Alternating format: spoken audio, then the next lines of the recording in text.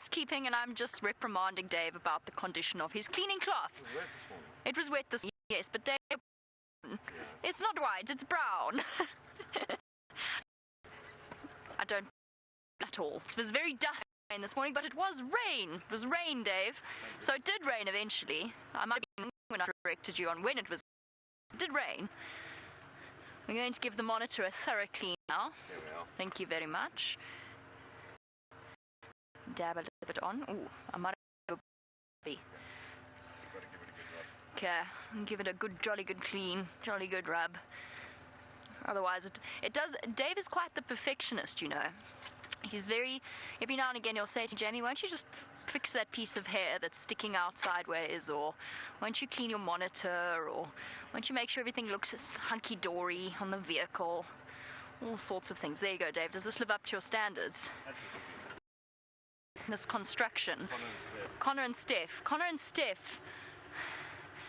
Well done to Connor, who has designed a most solid and impressive looking roof, and as long as the wind doesn't blow, it might actually lift the entire vehicle up.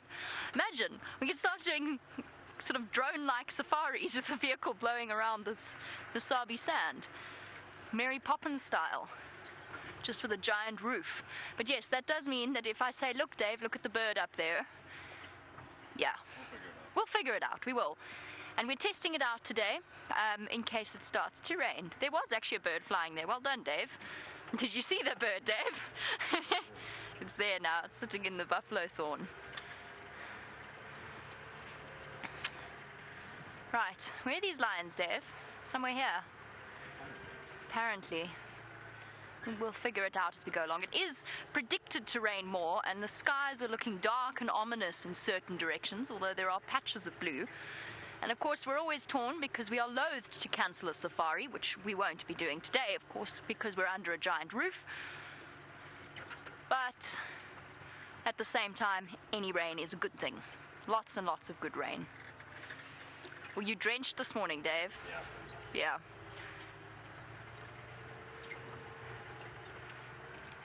I've got Brian's Tiptoe Through the Tulips in my head. Every now and again before drive, Brian plays Tiptoe Through the Tulips. It's quite disconcerting and almost slightly creepy when it's sort of the strains of that song echo from his room. Hello, little impalas. Lots of impala around. So I haven't been out, so I've got no idea where these lions are. And they might actually have moved in the rain. They were just at this tree. Which tree? There's quite a few of them. Dead ahead. Oh, right, dead ahead, where all the vultures are sitting. Okay, fair enough. We also, I doubt we'll be doing any wild dog chases with this roof on. If we happen to see some wild dog, there might be frantic movement as Dave and myself struggle with the tremendous weight of the roof. And we dump it in the bush and go racing off after them. Hello, vultures. Okay. Oh, look, there's a lion. Who would have thought? There, right behind that pole. Okay, this could take some getting used to. Okay. Looks like just the male. Wonder where the rest of them are at the back there. I don't think we'll be getting in there, Dave. Well, we might. Okay, so basically I can only face the animal, is essentially what we're gathering. Hello. What have we got here? This'll do as a sort of a... Yeah. That'll do. Okay, well, nearly time for the start of show. Bye-bye, everybody.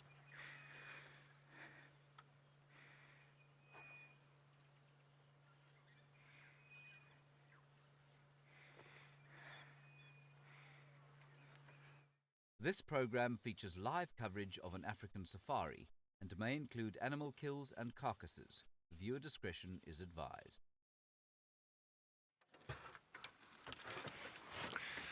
Welcome to the middle of the African bush. You can see the cloudy skies. We had some life-giving rain this morning, and now we're going to see what's out and about after the wet weather.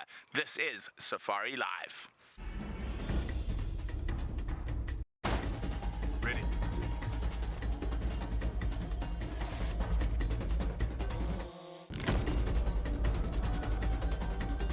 standing by.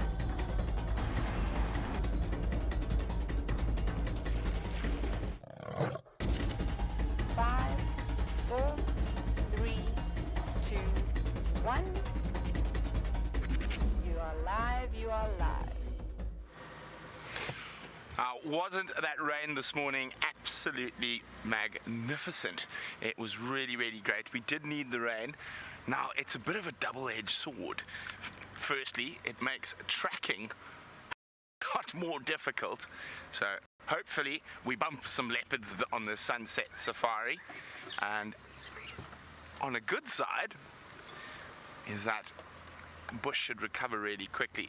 Another sort of sharp edge of that double-edged sword is a lot of our general game, especially things like zebra and giraffe, are probably going to move further to the north onto the basalt grasslands, where there should be a nice green flush forming, and the elephants are also probably going to spread out. Now, it wasn't that much rain, but we don't know how much rain fell in other areas. So if there has been a lot of rain, we might lose quite a few of our different species. Not forever, but for the next while. But all in all, I think it's wonderful. Now, we're also going to, hopefully, this evening hear some frogs, and we might have to do a little bit of frogging later on if the rain stays away. It looks like it. Clouds have lifted quite a bit, but to quote Mr. Hemingway, two things one should never predict. One of them's the weather, the second we won't say today. Now, I'm hoping that we're going to find some sign of a leopard, so we're heading right up into the northwestern corner of Djuma, and we're going to get onto that western boundary, and we're going to head down, maybe check what's happening on Arathusa. If nothing there, head back down to the southern boundary. Who knows, maybe Queen Karula has moved after the rain, and we'll find some nice fresh pug marks to follow. Oh, there we go, our first animals of the sunset safari. And I have heard in the southern Sabi Sands, the first impala lamb was seen this morning. Now, will the north follow suit? Unfortunately, I don't think any of these are going to be dropping any impala lambs, since they're all boys. A biological impossibility.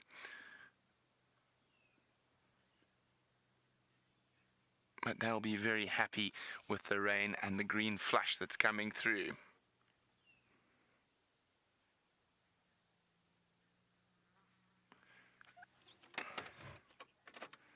Now, of course, we might get some lovely birds today. And who knows what's out there? That's the wonderful thing about being live in the African bush, is you never know what's around the next corner. And of course, you can ask us questions by using the email address questions@wildearth.tv, or use the hashtag safariLIVE on Twitter. So I think Brian and our major mission is to find the first baby impala of the year, and of course the killer bees are out, and the thumb is a green thumb again. Now, of course, we are not the only people out and about trying to find the wonders of Africa for you, so let's go say good afternoon to Jamie and Dave. And a very good afternoon to all of you as well, and welcome on the Sunset Safari. My name is Jamie, and this afternoon, as you may or may not have gathered, I have Dave on camera with me. Hence, for those of you watching the pre-show show, the very sort of thorough cleaning of the monitor. For those of you who missed the pre-show show, before we get onto the very obvious fact that there is a large male lion lying in front of me, never more has it been more true that we may not know what's around the next corner than it is today, with a very large roof sitting on top of us. So Dave and myself are testing the system that Connor has come up with in order to protect us from the downpour that has been provided to us, for which of course we are very grateful this morning. And I think probably as we move further into the afternoon, we're going to get a little bit more rain. Obviously, we don't want to stop the show, we don't want to disappear off your screens, hence the large roof. No wild dog chases for us. However, luckily for us, we do have the moment to spend a little bit of time with the lions and the buffalo kill that they've had over the last 2 days. One large male lion lying in front of us, one of the Birmingham boys. My guess would be Mfumo, would be my guess, but I haven't seen him properly, and he's barely lifted his head up. to even glance across at us. And to be honest, that comes as a tremendous comfort to me, because I was wondering a little bit about how the animals would react to a large roof on top of the vehicles. As you know, and as we've spoken about before, the animals of the Sabi Sand become very, very accustomed to the shape of the vehicle. And I was just curious, because you don't see many safari vehicles trundling around here with a large roof. I was curious to see how they would react. And he seems to be absolutely fine. And that, of course, could be because as a Birmingham boy, he's come from other areas. But the Nkuhumas, on the other hand, and their gorgeous little cubs, well, that could be a different story.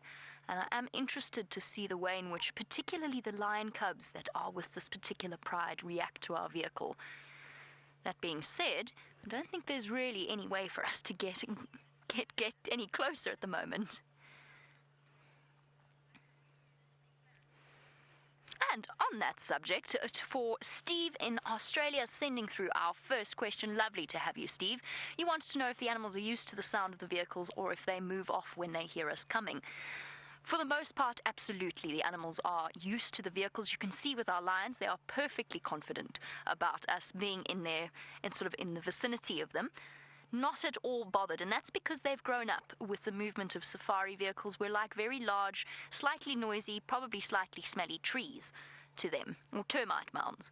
They're very aware that there are people, that there are sounds that accompany a vehicle when they arrive, but they are not concerned at all. That being said, I've got to stop saying that. I've got to stop saying that. Kirsty's going to be having a quiet chuckle somewhere in Final Control because she shouted at me.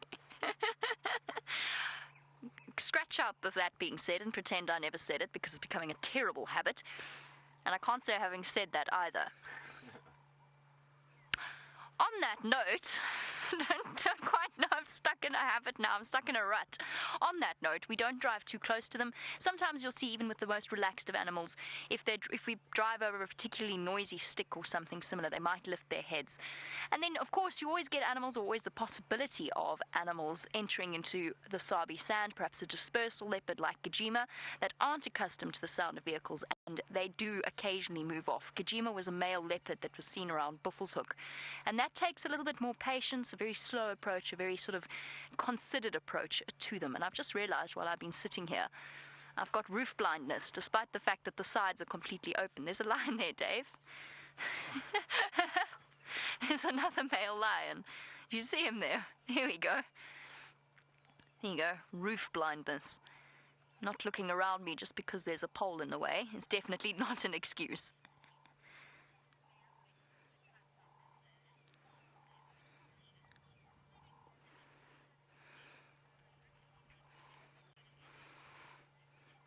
Now, speaking of the males that we're seeing, and of course this is another member of the Birmingham Boy Coalition. I'm not sure which one he is. Obviously, I have not yet learned to identify them from the back right shoulder. Bethany, you were wondering on the subject of male coalitions, when the Nkuhuma male cubs grow up, will they, when they form a coalition, will they be known as the Nkuhuma Coalition, or will they be named for the area that they're in? It's a difficult one, Bethany, and there's no real set rules, and it's a little bit unpredictable. As you know, certain lodges have different names for the same animals. The Birmingham Boys, for example, are called the Gowrie males by those field guides a little bit to the south of our boundary, so Mala, that area. Gowrie males, because they've come from the Gowrie property, but they haven't come from the Gowrie property. But anyway, it gets a little bit complicated. Most likely they will be known as the Nkuhuma males, but it gets complicated when you've got several generations. So, for example, Junior is an Nkuhuma male, but he probably, because he's formed a coalition that is with an outside male, and depending on where he ends up, his coalition will probably take on a different name. Most likely the Nkuhumas will keep their name, because as far as I know, there are no remaining coalitions of Nkuhuma males in this area, apart from Junior. So most likely they will keep their names, but they could move anywhere. The Birmingham Boys came from several kilometers away. The Nkuhuma males could end up, I don't know, in Skukuza, for example. We know that there are 3 young males. There could be even more by the time Amber Eyes and the young female give birth. So who knows what the next few years will hold, and who knows what name they'll get. But yes, tradition is to name the male coalitions after the pride that they have come from. Except that obviously the difference being the name, being the males rather than pride at the end of the name. So, speaking of Nkuhumas, I suppose, Dave, we should try and battle through there, and just to see how things go and to see where the rest of them are. I see 2 females. I haven't seen any of the little cubs. I'm going to go and investigate and see what we've got there. And we can have a look at how much of the buffalo carcass is left as well. Just bear with me, though, while I get used to this whole roof deal. It is quite a fascinating... I haven't driven with a roof for a very, very long time.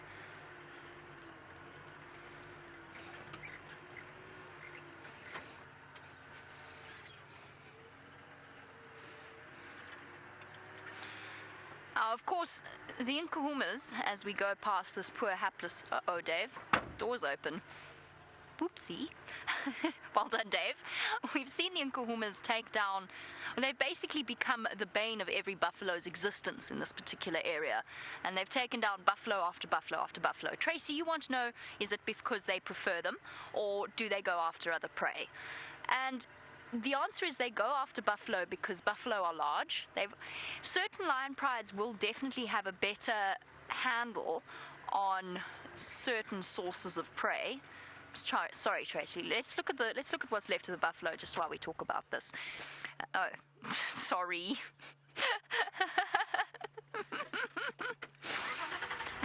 Let's have a look at the pole of the roof while we talk about Tracy's question. That's better. Sort of. Not much left, actually. So, Tracy, the reason mainly that the lions are going for buffalo is because there's lots of them to feed. There's lots of mouths to feed, and there's lots of them to hunt down buffalo, so they've got the numbers to do it. However, there's nothing to stop them going after something like a zebra. We've seen the Nkuhumas take down zebra before. There's nothing to stop them, really. It's just because at the moment buffalo are such an easy target. They're thin, they're undernourished, they're weak, they're not as fast, they don't have quite the stamina that they used to, and therefore don't put up as much of a fight. And with 8 little lion cubs to feed, it makes utmost sense that they go for the biggest animal possible. The thing that I'm waiting to see, and I imagine will happen at some point, because already we've noticed that these buffalo, ooh, gross, these buffalo don't last them very long. Nice example of the flies, though, that have settled on them, and the large carcass flies with their bright red heads. Sorry, Dave, I was waxing lyrical about Nkuhumas hunting things. There you go, you see the bottle green flies, those bright red heads. Very typical carcass flies. And definitely not a thing that you want to find sitting on your skin or your face. There's something quite revolting about it. All that's really left is a little bit of meat in between the ribs. With 2 males and 8 cubs and 5 females, it's a lot of mouths to feed. I'm waiting to see the Nkuhumas take down a giraffe, actually. Now I'm going to try and work out how I'm going to navigate around here and see whether or not we can get a little bit closer, get a view of the cubs. While we do that, let's head across to Brent and find out what his plan is for this cloudy, pleasant afternoon.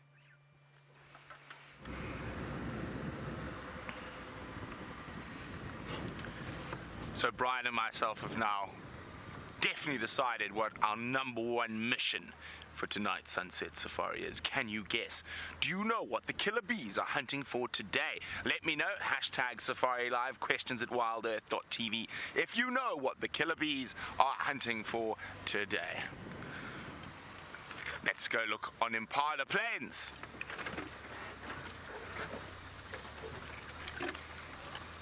Maybe Impala Plains was a hint.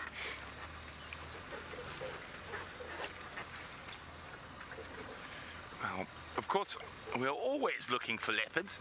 And Anthony, welcome on today's Sunset Safari. Anthony would like to know how many leopards there are in the park. Well, there's some buffalo. While we make our way towards them, let's answer Anthony's question. Now, Anthony, how many leopards on Djuma, Cheetah Plains, and Arathusa, which is our traverse area? We've got... Sorry, there he is. So, top of the tallest acacia at the back there, Brian. It was making so much noise, I had to stop. Okay, so zoom at that tree right at the back there. Yes, that's the one. And a little bit lower. Let me just have a quick look there. He's up a little bit. He's in that little section there. There's a little bit to the left. Oh, there we go, you got him. The Levalance cuckoo, or striped cuckoo. Yeah, so he was calling so incessantly, he actually distracted me, I apologize. But there we go, there's a bit of a bedraggled and wet looking striped cuckoo, or Levalance cuckoo.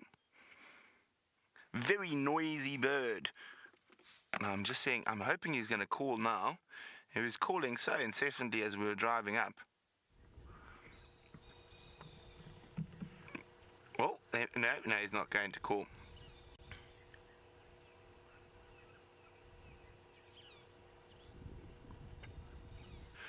Sorry, I just need to be on the game drive for a split second.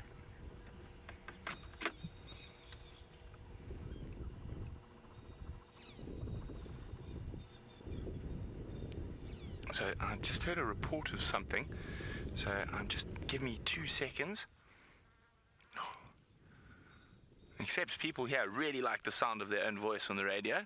You never get a chance to use it. Okay, let's move on while I try and wait to get a chance to talk.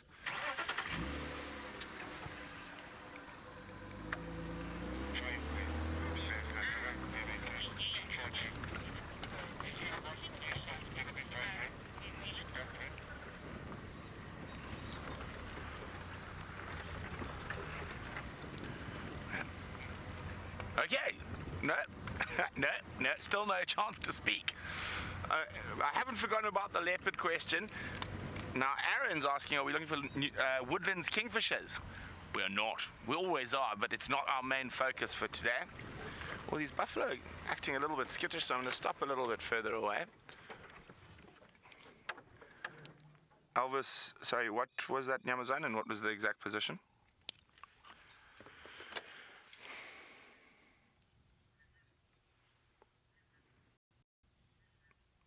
Here we go. Buffaloes standing by. Looks like a little breeding herd, but they're looking a little bit nervous.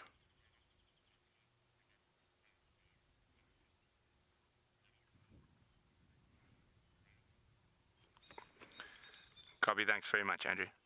Okay, so sad news about what I was trying to find out a little bit more information of. It's the 2 male cheetah, but they've already crossed through cheetah plains on their way to Torchwood. But anyway, so back to how many leopards we might possibly get here.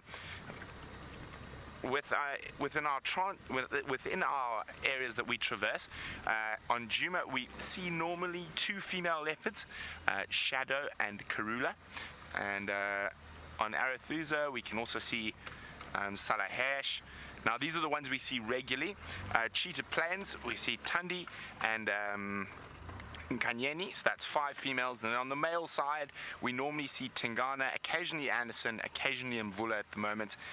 And then of course those are the sort of resident leopards, but with slightly migratory leopards and that, we probably can have up to 10, 15 if we're really lucky at a time. Now, since I've been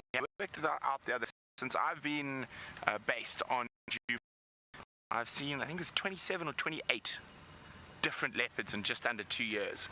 But a lot of those will migrate through. They're still searching for their own territories. They're young animals. So there's always a possibility we might go around the corner and see a leopard we have never seen before. What is that deep in the bush there, Brian? Now Kelly is guessing that we are searching for leopard. You got him there, Brian? The piggy. Here we go. Let me see. Oh, he's running away. Here, warthog, a female warthog. Now, and an impala. Now, Kelly says, we must be searching for leopard.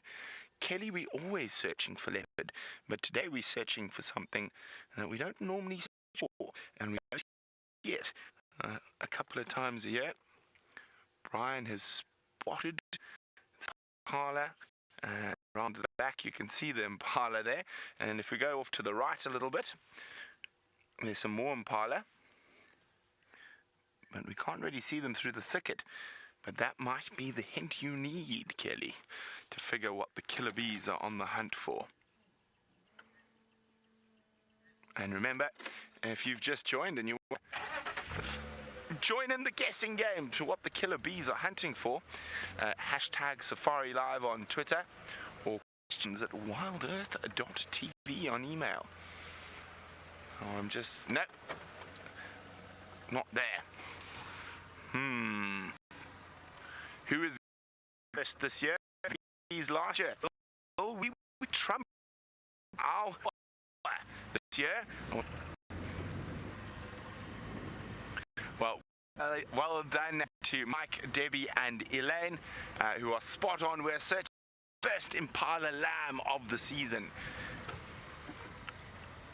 Now, I think we're looking very carefully. A lot of the Impala are not near the road. But who is going to be the first? Okay, I saw a big herd of Impala that looked like they were heading towards Gowrie Main, or sorry, Triple M, so I'm going to go there.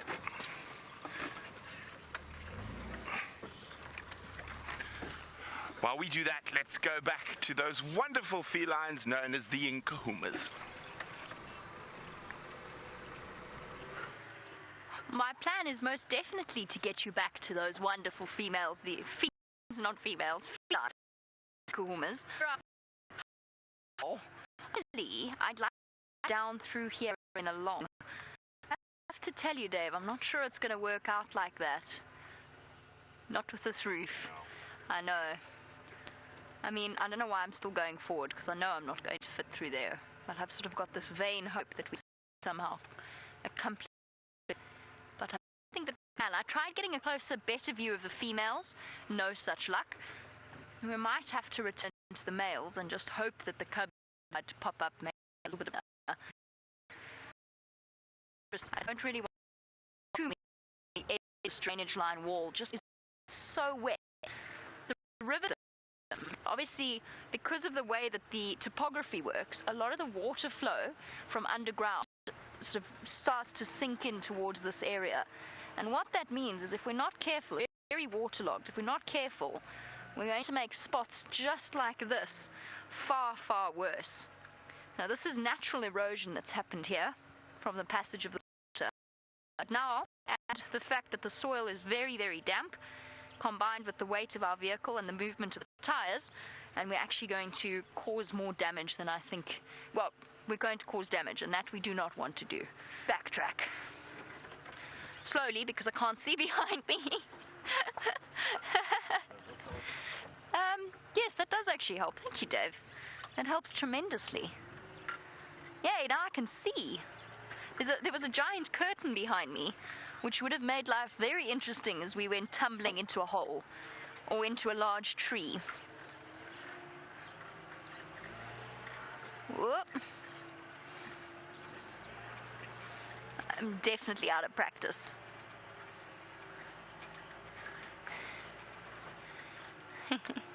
Laura, I appreciate your consideration for our internal body temperatures. You want to know if it's to keep us cool as well as to keep rain. And the answer is no. We'll grin and bear the heat, which is really bad. We're all relatively used to it, hot, but we've got plenty of sunscreen. So no, the roof will only be on the vehicle, except for today where we're trialing it. We've got to try and figure out the logistical thing. And I've got to learn because it's all different. It's purely for the rain. The heavy skies coming through, we had the rain covers that allowed us to keep going, keep on our safari for a little while. But once the rain started to get heavy, and we can't have that all the time. So this is just, you can't get that eagle, can you, from this angle? No. Go, sort of. And this, Laura, is why we've got it on at the moment, so that I can get used to where Dave can go and where he can't, so that Dave can get used to where he can go and where he can't. Hello, Mr. or Mrs. Wahlbergs. The Wahlberg's eagle sitting in its nest. You can just see the... Oops, sorry, that was my fault, taking my foot off the brake. Not Dave. He didn't just have a sudden shudder or shiver. That's the pale morph Wahlberg's eagle, presumably and hopefully either incubating her eggs or keeping tiny little chicks warm, because of course these little birds hatch altricial, so very, very underdeveloped, basically bald, blind, and entirely helpless and dependent on their parents. And that in turn makes them unbelievably vulnerable to sudden drops in temperature. Now, if I remember correctly, it's around 21 degrees, which is about 72 degrees in Fahrenheit. So it's quite, not chilly, but it's definitely a sudden change in temperature to what we've been used to. And for those little birds that would have been soaked in the rain, it helps to have the warm body of a parent to help to keep them warm, to help them recover from the sudden chill. I just want to sit for a moment longer, just to see if any little heads perhaps show themselves, because how magical would that be to see our baby Wahlbergs? It would be absolutely wonderful. As I said, it could be mom or dad. I have absolutely no idea. The second Wahlbergs is here, but I don't know if Dave's camera's going to manage to reach it. Can you see it there, Dave, on the right? There. There we go. Hey, look at that. We're getting it. We're getting it right, Dave. Well, I am anyway. The second pale morph Wahlbergs looking a little bit bedraggled, although they've had a couple of hours to dry out. Sitting away from the nest, perhaps looking for some food to feed the partner. And when the eggs are being incubated, from what we understand, it's the males and the females will incubate them. But once they've hatched, the females are usually the ones that spend the most amount of time with the chicks. The male takes the main responsibility for food collection, for hunting and providing. And I'm hoping, because last year we didn't see any sign of a Wahlberg's chick, I'm hoping that this year might be slightly different. Maybe we'll get to see them being fed by mom and dad. A Wahlberg's pair that we've been following, well, for as long as I've been here, and possibly even longer. Right, I'm going to try and reposition to get us a view of the lions, and then we'll probably move off and see what other things the rain has brought out. Let's go and see what Brent has found for you.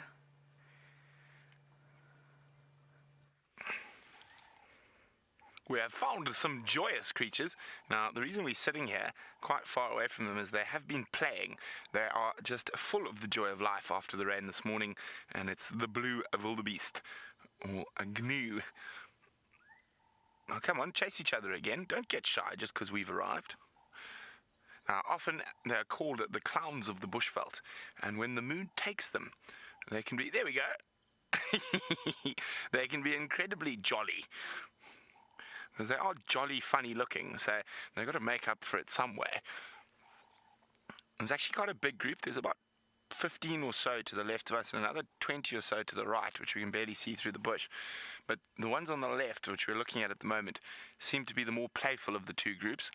So that's why we're focusing on them.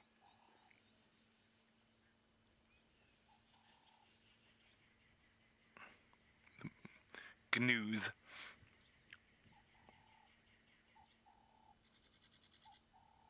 Now we better enjoy having a lot of these herds of general game while we can. As I said, with the rain, it's going to cause a lot of them, Brian, to spread. I think it was a slender mongoose. Oh no, it's dwarf mongoose. They're all around us. They're just popping up now. Hello, little guys. Now they'll be ecstatic after the rain, being mostly insectivores, all sorts of little hohos. Now, for those of you who don't know what a hoho is, it's a very South African nickname for any form of bug. There we go. And a hoho or a nunu. And also in my family, it also seems to be a good name for pets. So we've had dogs that are off he goes.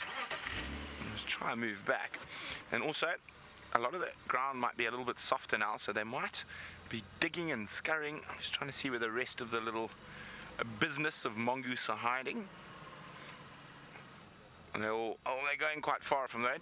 Let's get a bit closer to those wildly beasts. Now, the wildebeest name originally comes from Dutch, and there's quite a few different theories about the origins of names.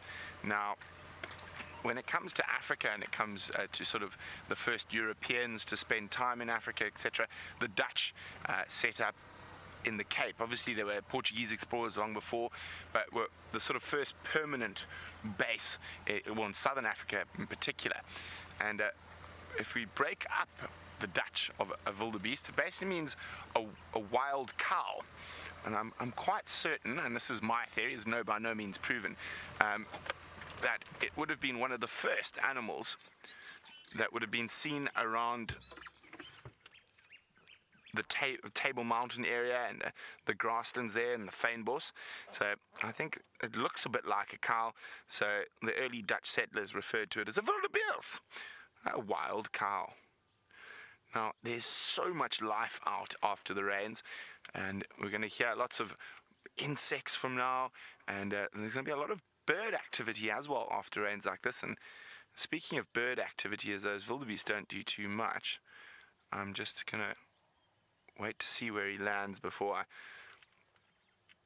put Brian to the test. Now, oh, he's just disappeared behind a bit of grass.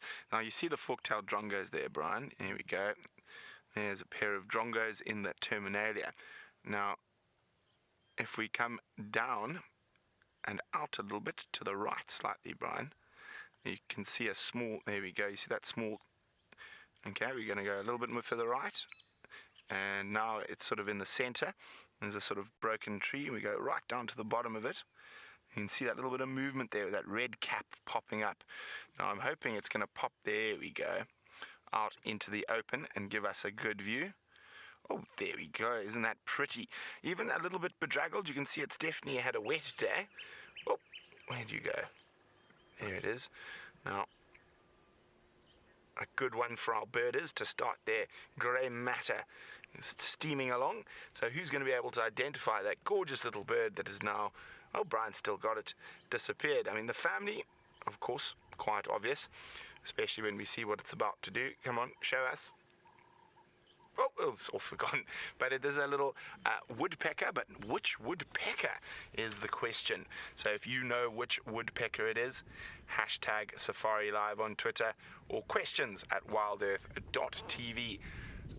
So many wonderful things out after the rain. So I think we are, of course, on the search for the first baby impala of the season, but we're just going to go really slowly today and try and look at what wonderful creatures have exploded out of the earth or out of the sky after the rain. And I'm hoping to see some cool bugs, maybe some frogs a little later, but let's keep moving.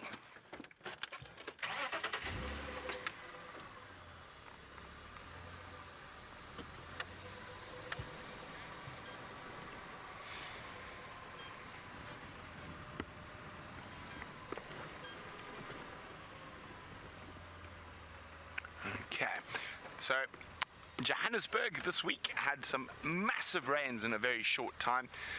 Karen is wondering if the Sabi Sands had similar rains, about 90 millimeters in under an hour. What kind of flood damage could we expect? Well, where we are and where our camps are, we're up on the crest. Brian is probably the one to expect the most flood damage. Why is that, Brian? Because my room's kind of below the surface. Yes, Brian's room seems to be where all the water wants to go. The water likes Brian a lot. But generally, we're not too bad.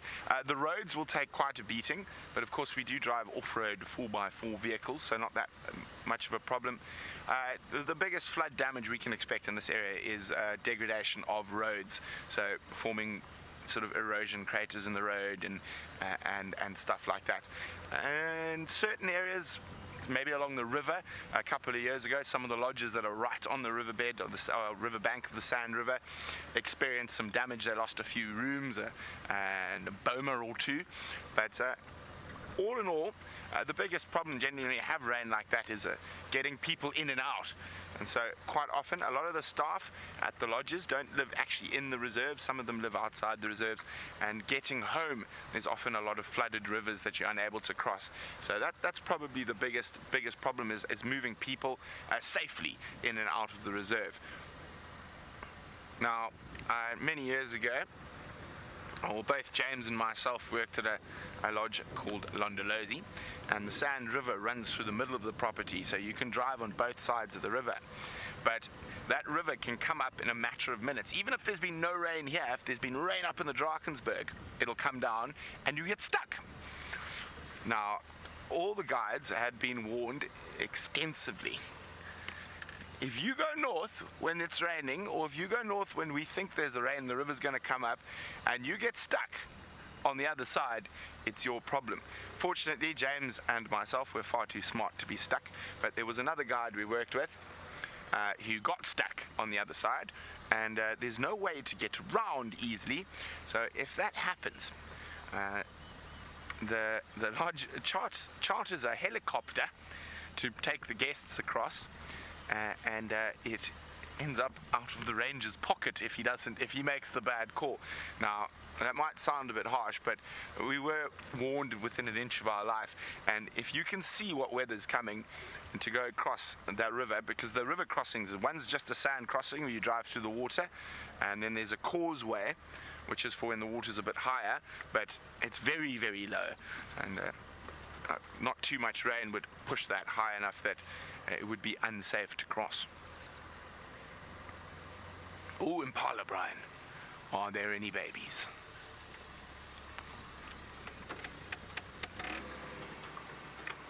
I'm not seeing any. Are you, Brian? Not yet. Want to see those little wobbly legs that look far too long for their body. She's definitely almost ready to pop. Now, when impala give birth, they will sort of meander off to the side away from the herd and sort of try to find a slightly thicker area to give birth. And of course, those babies are incredible. That's one of last year's babies, in the fact that they are able to literally run at probably 30, 40 miles an hour within about 15 to 20 minutes of being born. It's a really incredible thing. But when you've got the incredible Nkahumas, Karula and Co around, it pays to be quick.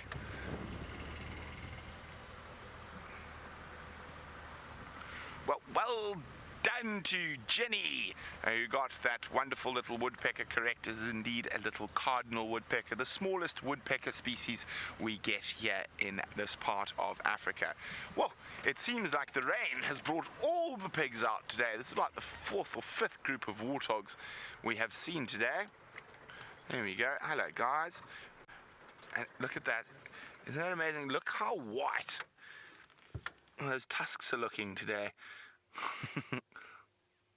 That's a female. No, that's a little male. No, it's the weird female. We saw her not so. No, it is a little male. We saw a female that had 2 sets of warts, which is very unusual. And that was in this area. Let's try and get a bit closer. But it did look to be a young male. That's why he might have been missing the obvious. The obvious bits hadn't developed too much yet. But they look nice and relaxed. Hello, guys. So the big one, this one here, who's got the nice, very curved, nice tusks. We have a look. There we go. You can see that very prominent top set of warts.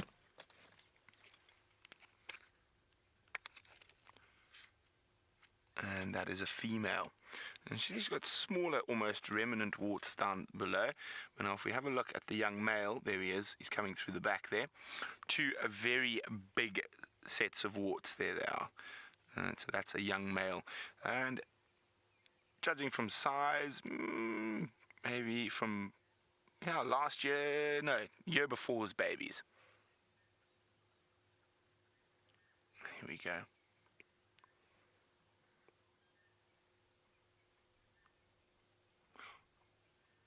There we go. Look at that wonderful curved tusks of that female, that adult female. Now those are all for show. Now, if you look carefully, you see the bottom ones that rub up against the top ones. Those are the ones that actually do the damage. So if you see lion and leopard with almost slash wounds on, it's not from the big prominent ones we can see. It's from the smaller lower tushes, and those are razor sharp. And you can see as she chews, they're consistently sharpening against the top set of tusks. And you can see how that snout's working, sniffing for the best of the best.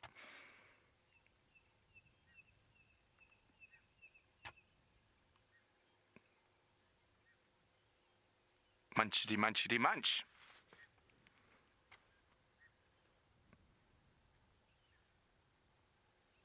Okay. Well, the warthogs are going to move off. We're going to do the same. We're going to keep searching for more impala to look for a lamb, and also I think we're going to do a little gander around the southern boundary and have our fingers crossed for Queen Karula and the cubs. Hang on a second, what was that? Now, it has been known to be one of Karula's favorite trees. I think it's just a bit of a, what is that? A bit of damage there. Just have a quick look. Yes, it's just a little broken branch. There you go. See, from a distance, the color, you always check, you never know.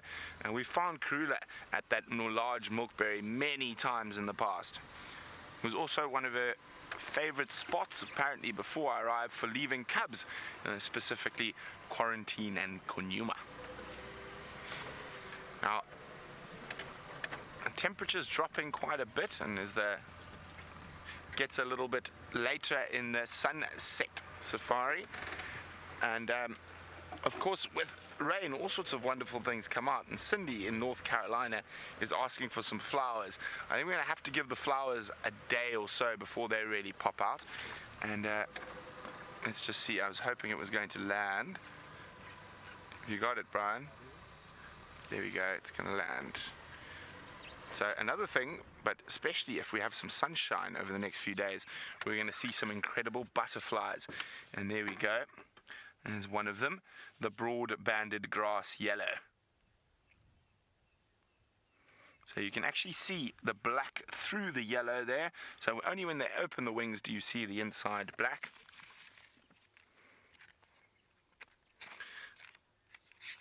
And there we go. I actually found myself an tiny little butterfly bookie, and a little bit easier than the massive butterfly book I have. Now, there we go. You can see the little spots on the underside of the wing. I think we might be able to sneak a bit closer. I think that butterfly might be aiming to rest up there. I'm going to see him. No, we're going to have to go sideways.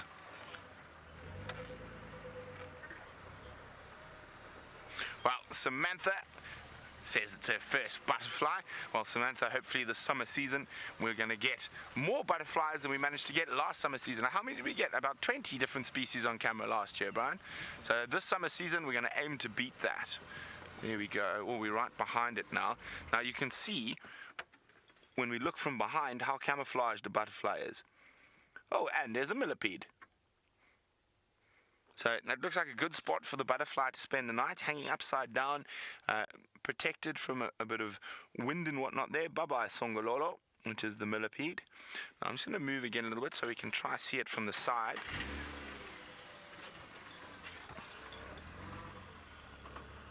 I think it's going to, what do you think, better past, eh? So when? There we go. That's the one. That's the spot. Now there we go. You can see the dark better now, and you see the little spots on the edge of the wing. That's another one of the sort of little diagnostic features of the broad-banded grass yellow.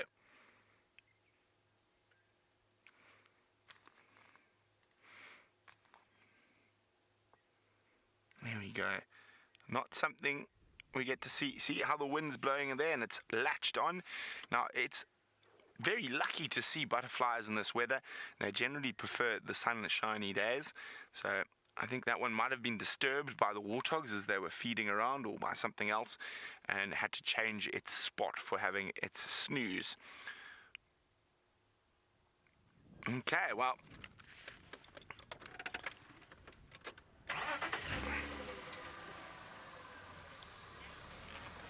let's leave it be.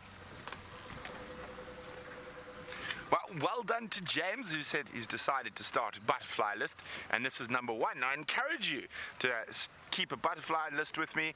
I do love butterflies, and keeps the cameraman honest, the butterflies. They can be very tricky to get on camera, but that's half the fun about being live. It's a challenge, and also just identifying butterflies can be a serious challenge in itself. So it helps keep us all sharp. Now, while we go see what other fantastic little creatures are around, and hopefully maybe some bigger ones as well, let's go back to Jamie and the incredible Inkahumas. The incredible Inkahumas are still not really in shot because, to be honest, there's not much that I can do in terms of repositioning, and so we find ourselves back with Mfumo. I have to say, it's an absolute pleasure to see him again. It's the first time I've seen him since I have been on leave. And the reason that it is a pleasure is so that I've actually had a chance to really closely examine the hole in his face. And it's amazing what fresh eyes, being away for a couple of weeks, can actually give you. Because that wound, to me, look, admittedly there is a large piece of grass in the way. Dave, can you do something about that, please? You want me to cut it? Yes, please cut it. You could just hop out quickly. So apart from the fact that it's entirely blocked by a piece of grass, I can see just from the angle that we're at that it is looking, I don't know, in 10 times better. It's absolutely unbelievable. I think it's probably opened up a little bit. It's going to go, it's going to heal in stages, and sometimes it'll get worse and sometimes it'll get better. But it really, I mean, he's well over the hump now, and he's definitely going to fully recover from that. But what a truly impressive example it is of just how unbelievable their immune system is. Just imagine as a human being what that kind of injury would have been like. And I mean, it would have been probably death to almost anybody that received it. That kind of infection right next to the sinuses. Those of you who've experienced toothache perhaps could sympathize with the situation that he found himself in. Incredibly uncomfortable. And he probably had a raging body temperature or fever for a while, and yet somehow he's managed to recover almost completely. And I think you'll find if we come back and look at his face in a year, there'll barely be a mark there. Maybe a little bit of an indent, a little bit of a scar, but I actually think it's a little bit sorry, it will have healed. I got distracted by the game drive comms there, I'm sorry. Just listening to what some of the people are chatting about and what their plans are for this afternoon. And their plans, I have to say, are far more active than that of our large and sleeping male lion. So I'm going to put it to a vote. I would quite like to go and trundle around and see what creatures the rain has perhaps inspired into movement. Perhaps we'll find a tortoise. I haven't seen a tortoise yet. I'd quite like to see one. Maybe a terrapin or two, and all sorts of insects and chirping birds. So what I'll do is I'll put it to you. What would you like to do? Would you like to stay, or would you like to leave the lions for now and then trundle back as it starts to get a little bit later? Maybe there's a chance that the cubs will pop out. They could also have moved. The lionesses might have moved them since there's not much left of the carcass, and there's 2 large male lions that are going to take the lion's share, quite literally. So they might have moved the cubs a little bit further to the south. We could go and have a look for them. Or do you want to stay for a little bit and see if these lions get active? I know last night they were very, very vocal. It was actually incredible, listening to the sounds of the wind and then the lions roaring at the same time. I definitely think we should spend a little bit of time here towards the end of the evening, either way. What do you think, Mfumo?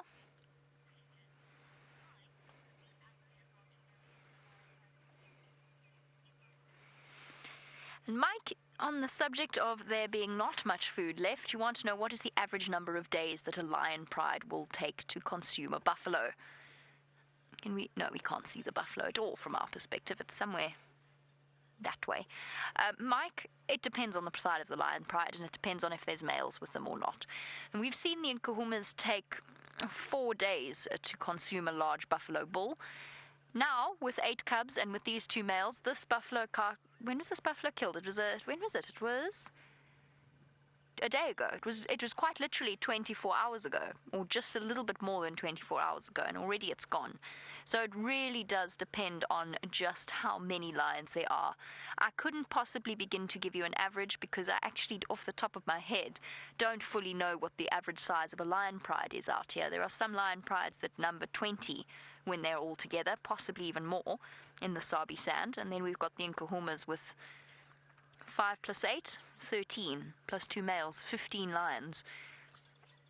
Each of them eating roughly 5 to 10% of their body weight while they're sitting there. Sorry, I keep getting distracted and cutting myself off in mid-sentence. Everybody keeps saying the word Karula on the Game Drive channel, but it doesn't sound like they found her. I'm just listening to that update.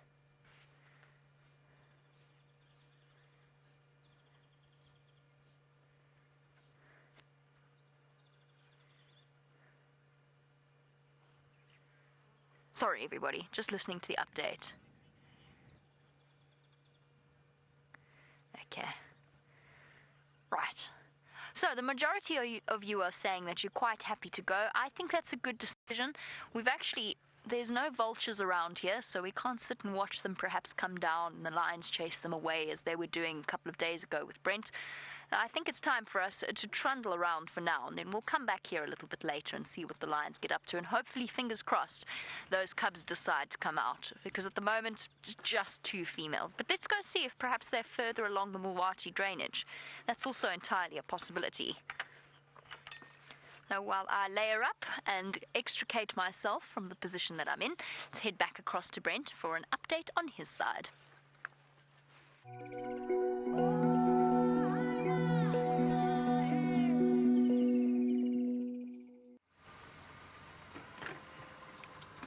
There we go.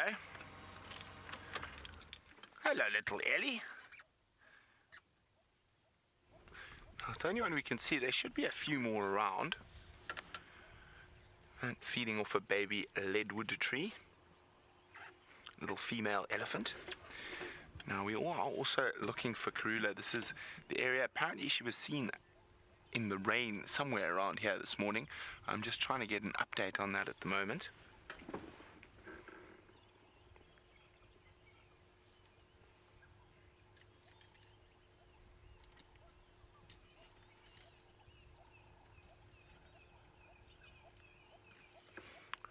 Trying to listen to hear if I could hear any other elephants. Only the one.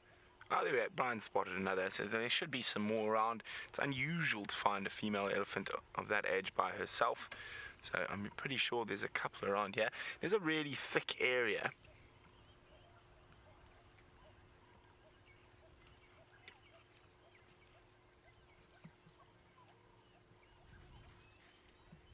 There we go. Hello, Eddies. And of course, they're going to be most ecstatic with the rain. Now we have the largest mammal at Djuma marching off into the north, and to our right, digging profusely, we have one of the smallest mammals at Djuma. There he is. Looks like he's found something there. You can see all the little digging spots where he's been digging. Look here. What you get? What you got? What are you eating? What are you digging out of the side of that mound? Something tasty. Well, if you're a mongoose, of course.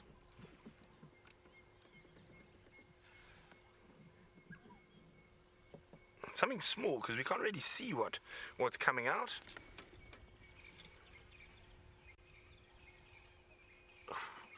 So alert. Now, I'm pretty sure the rest of that business will be around somewhere. Oh, coming down to the bottom of the hill. Now, after rain like this, well, it wasn't particularly hard rain, but if we get really hard rain and then some dry weather straight afterwards like we've had today, a lot of burrowing insects and arachnids like scorpions and other things are actually forced out, and the mongoose have a field day in that time. Now, of course, also after rain in cool weather, one of the animals that isn't as mobile are your predatory birds. So it's a bit of a safer time for these little guys. You can see all the excavation burrows there. Looks like he might have chased something that fell down after he was digging.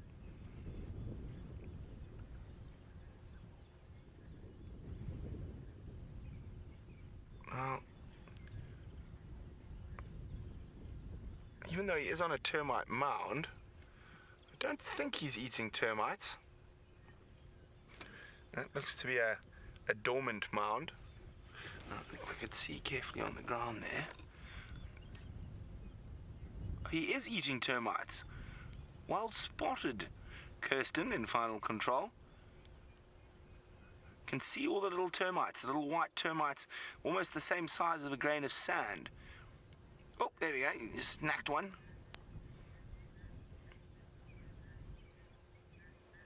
There we go. Oh, gone. Oh, look at that, he's just opened up a tunnel. Oh, that's what he's really after. Flying ants. That's a massive source of protein.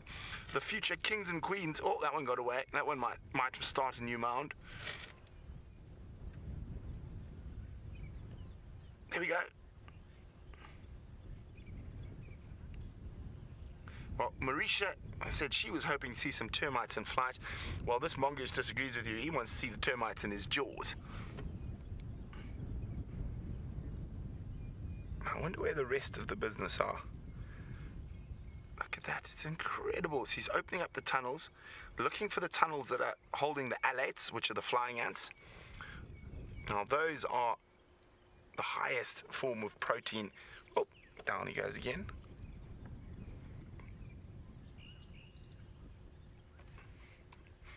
Aren't you a clever little fella? So the little worker termites, of course, he will eat them, but if he has a choice, he's going to go for the winged alates. Now, of course, because they've got to fly off and go mate and start a new colony, they are packed full of nutrients and fat. So really oily, fatty. If you eat them, they taste a little bit like peanut butter.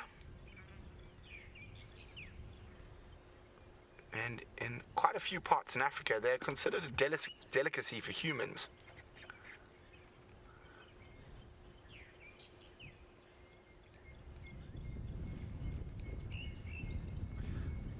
Now, he's being very quiet about this. Normally, quite often when mongoose find something good to eat, they make some noises. But I don't think he wants the rest of the business.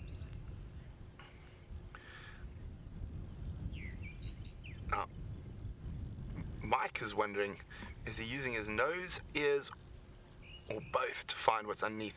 I'd probably say both. So you can see he sniffs, but he's also adhering to hear that sort of flutter. The wings will probably make a different noise under the ground. There he goes, he's pulling them out.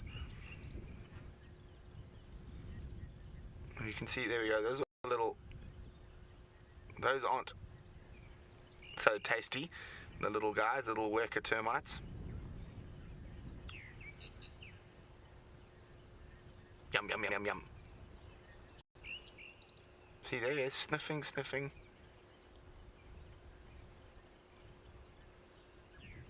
You notice one of the reasons he probably doesn't stay in one place for too long is certain termite species will have chemical defense, especially amongst the workers and soldiers.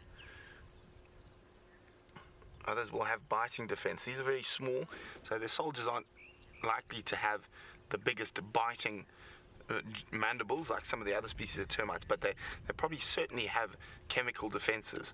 So that's why he doesn't want to keep his nose in those holes for too long.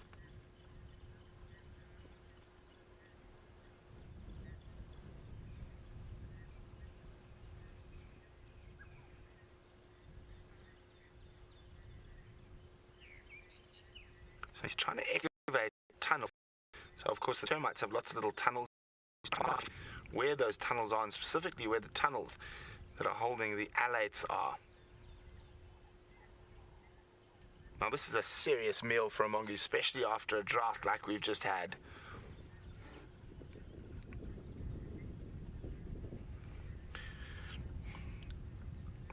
Well, of course they've got a very diverse diet, and Aaron in New Zealand is wondering would they eat small frogs. Indeed they would, and even big frogs, depending on the mongoose. Dentist toads, but rain frogs and things like that most certainly would.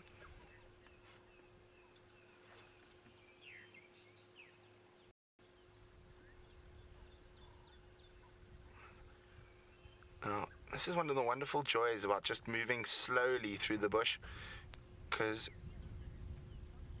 you never know what you're going to see. If you go slowly, you often see some of the wonderful little things you might miss if you were going quickly. Now, Geordie wonders, what does a mongoose' fur feel like? Oh, off he goes. And have you finished with that pile there? Well, Geordie, they actually are quite soft and fluffy. Oh, here we go. Oh, he's gone in the termite mound now. That'll be one of the breathing holes. Oh, there he comes.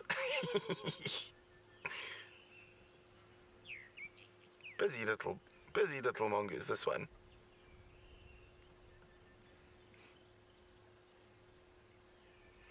It almost looks like he's going to fall.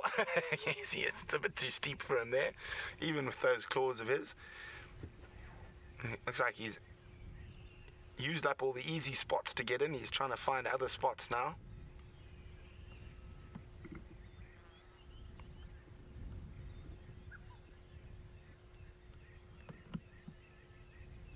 Oh, there we go. Fresh spot.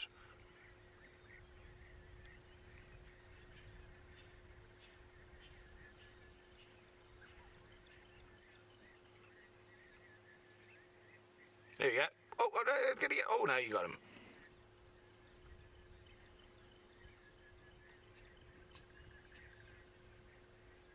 Now, of course, what will happen as soon as he excavates, the workers or soldiers will try and move there and try protect those future kings and queens of the termite mound. So try funnel them off down another tunnel.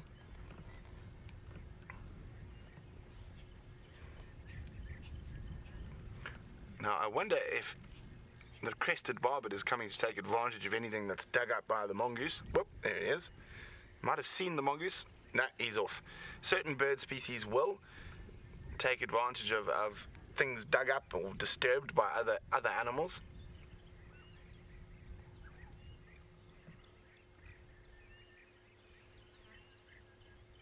Okay, well, little mongoose, I'm going to leave him to keep on digging. And we're going to keep moving, see what else is out and about. As I said, we're looking for baby impala, but Brian and I are doing a snail-paced drive today, so we don't miss any of the fantastic things that might have come out after the rain, like incredible little sightings like that. So while we keep on our snail drive, let's go back to Jamie and see what her plans are for the rest of the sunset safari. Well, speaking of small sightings, much like Brent, I'm hoping for perhaps this first sighting of the very first new impala lamb. Now, of course, I know that Brent will have mentioned the fact that the first one has been seen in the Sabi Sand, and that female that passed through there was looking so pregnant, she looked as though she might pop any moment now. Look at that. I'm going to try and reposition, which is tricky with this roof, so that we can get another view. Perhaps we'll see a little baby wobbling on its legs.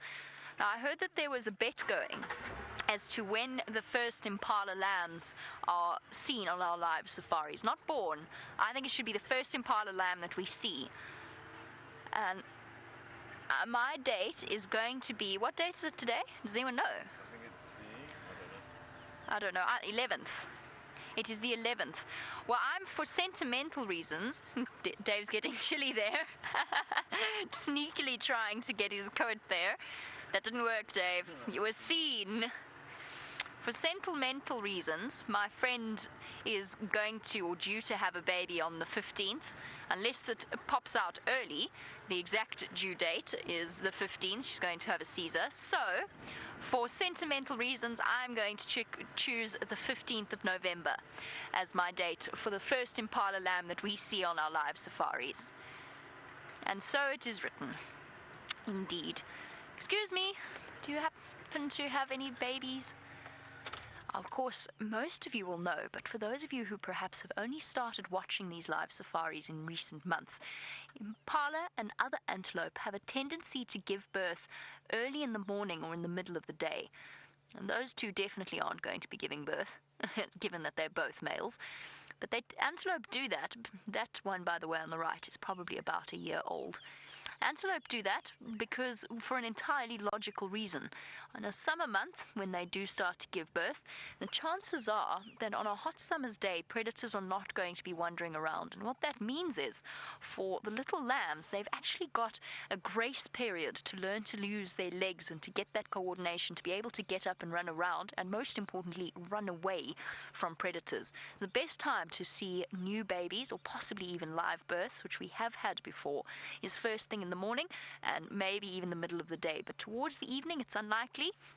Then again, James had that incredible live birth with Dave of that zebra right towards the end of the evening. So it's not a strict rule, but it is the general process of the way that they give birth. I'm just watching this hornbill. It's over there, Dave. It is going to be visible, I think. Yes, definitely. Fascinating watching it. You were watching those mongoose earlier with Brent, seeking out and catching termites, and I think that this particular hornbill has something similar on his mind. And the birds of this area are rejoicing in the fact that it has rained, because of course that always means a burst of insect life. And as a result, caught it, got a grasshopper, I think. What is that? No, maybe a caterpillar? No, I think it's a caterpillar. This goes to show you how good a bird's eyes truly are. They see far better than human beings do. Now, where's he going to go? Has it got a nest? It's going into a dead tree. Let's see if we've got a nest. Lots of the hornbills, lots of the birds are feeding chicks at the moment. I thought, but I was right. Darn. He just left.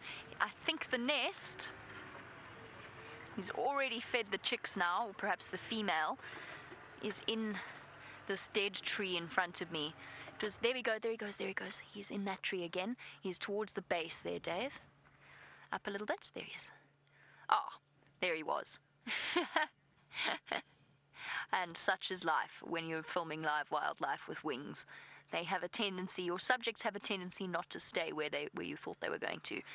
Now let's just sit here for a couple of moments longer, because there's a good chance that red-billed hornbill has a nest in this tree. And of course, the hornbills are a fascinating species in the way that they nest, in that the females lose all of their flight feathers. They've put themselves in a hole during their time of internment, and they lose their flight feathers that then line the nest, and they're entirely dependent upon the male. So I'm going to settle here and just wait and see whether or not this hornbill... There he comes. He's coming back. There he is, Dave. He's definitely down a little. And he's gone again. Cheers, Andrew. No, it's fine. Don't you apologize. And the hornbill should be apologizing. Right. While I sit here and wait and see whether or not our hornbill returns, let's go back across to Brent.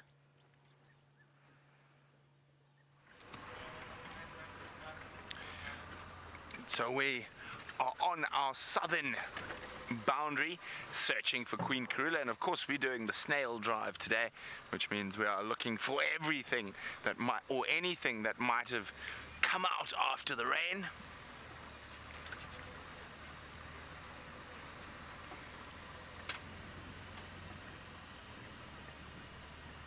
Now, not from the rain, but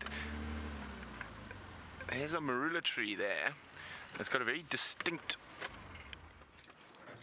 almost grotesque growth on it. And when you see that on a tree, it is generally caused by some kind of trauma that's happened, and you see those sort of almost lava-like waves of growth that have happened.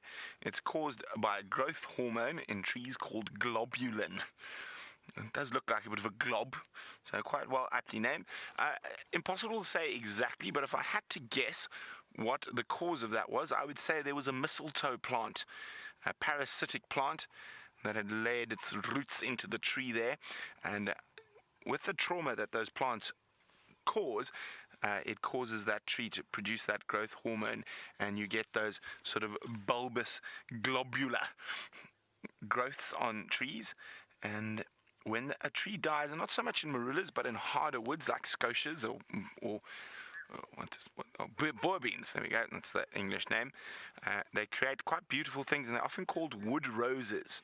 But often when you find a ball of glob like that, and you can see there's a crevice or a crater in the center, can often be home to all sorts of creatures. Like, is that a scorpion in there, Brian?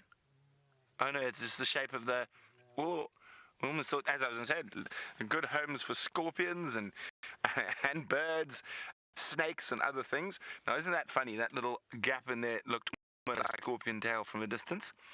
There we go. Quite interesting.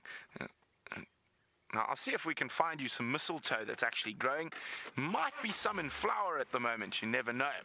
Now, they've got bright red fruits, and if you climb up and collect those fruits and you mash them all together, you can make a sticky substance of almost like a glue that you can use to catch birds. So, quite an interesting parasite, that mistletoe. Oh, wait, forward a little bit.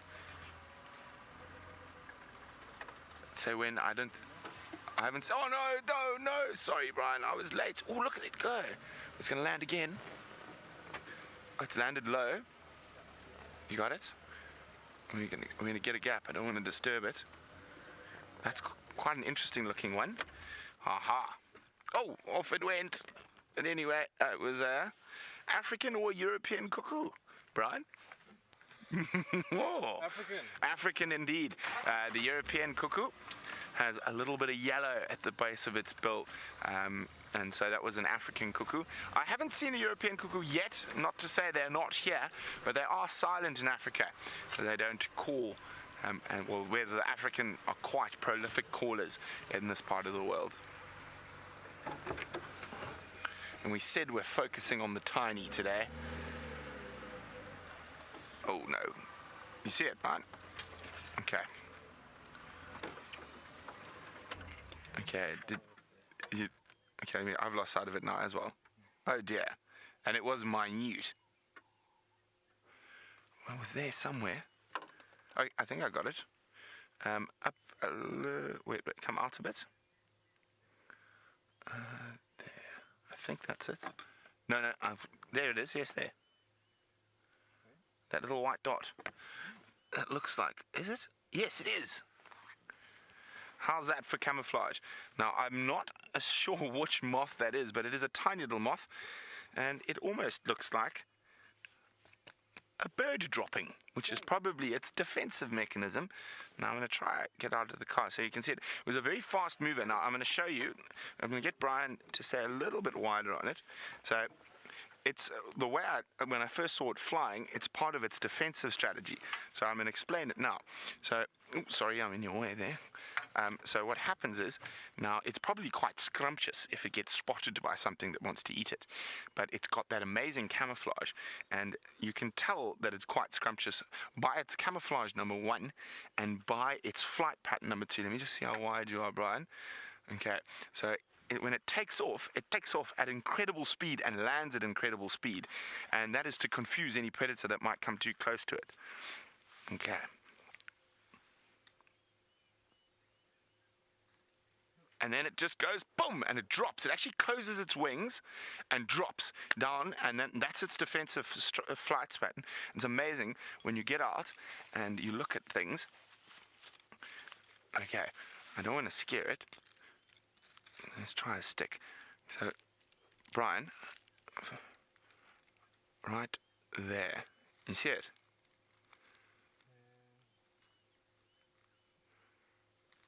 Maybe if I move.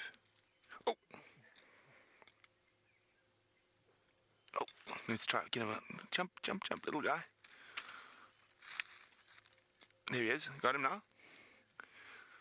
Now, have you got him? End of the stick? It's a tiny grasshopper whose body pattern matches the quartzite soils we've got here. So the camouflage on him is absolutely incredible. So it's literally mimicking the sandy quartz soils that we get in the Sabi Sands. And now, to get the individual species is nearly impossible. Have you got him now? Yeah. Okay, cool. How awesome is that? Now, he's also got flash coloration, which I don't think you can really see. So underneath his back legs, oh, he's over there now. He's got red, and there he is there. And so when he jumps, that bright flash of red is made to confuse predators, and then he just drops down to the sand and disappears again. So a very similar strategy to the moth, but in a completely different species. So he jumps instead of flies. But isn't that, it's always amazing when you start looking a little bit closer, what absolutely fantastic creatures are out here. So here we go. The snail drive, which hasn't produced a giant land snail yet, but it might after the rain, is definitely producing lots of amazing little wonders. Okay, let's keep on.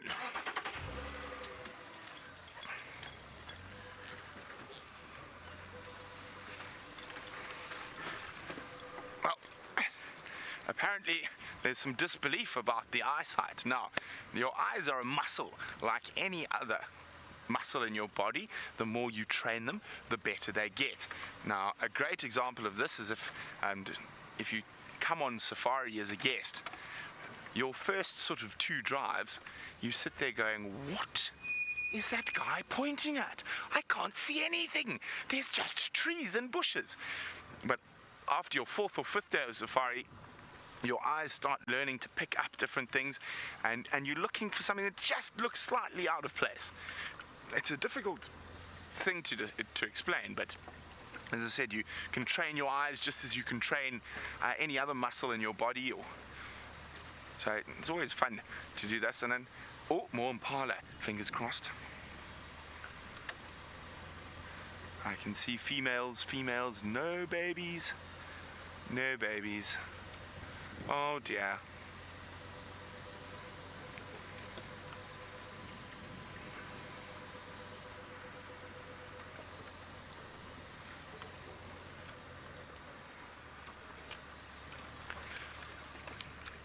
Now, Jane has touched on something that actually Brian and I discussed when we were off air about baby impalas.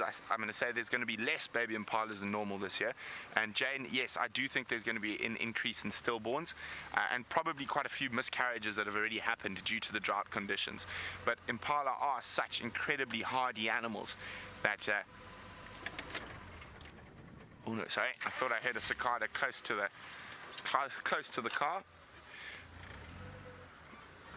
But yes, Jane, I definitely do think there is going to be an increase in stillborns, and the miscarriages, quite a lot of them I'm sure have already happened. And I said we're looking carefully everywhere, every little branch, every little stick, trying to see for something that just moves or just sticks out slightly. Now, a good place to look for lots of things in this snail-paced safari, I would say, is going to be the Mwanti River. Now, we're slowly moving down the southern boundary. There's no sign of a Queen Karula yet. What are you looking at, though? You see a head popping above the trees there, Brian? I think, there we go. You should be in the gap now. But I know what it's looking at, but quite often, unfortunately, it's on the... oh, she's off for now. The other side of the... oh, he's off. On outside of our traverse area, there's a male giraffe, but he was staring at the impala I saw earlier. But when you see a giraffe stare intently into the ground, it's generally going to be that it might have spotted something interesting.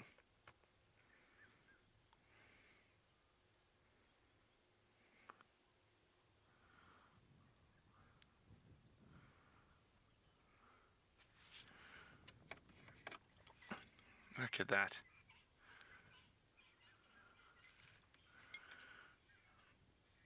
Quite a battered ears on that giraffe. I don't know. Could be quite an old boy. Difficult to say. He's quite far away from us. But then, as Brian zooms out, you'll see some dark and ominous clouds behind. There we go. You can see them there. The one thing about summer is the skies are spectacular.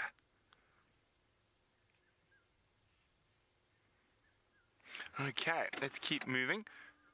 I've just heard something on the radio I just want to double check on. Mike.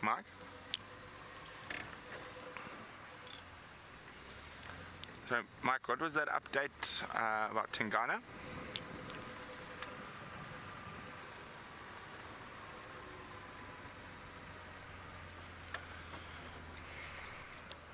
Okay, copy, thanks very much.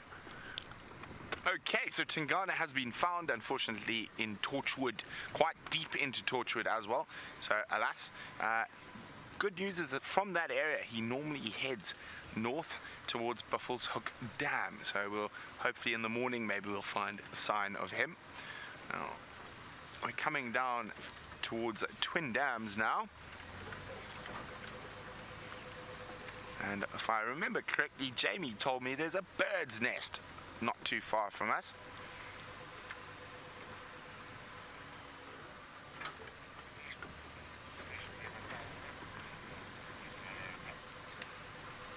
Okay, so there's a bird nest just beyond that big Torchwood up ahead.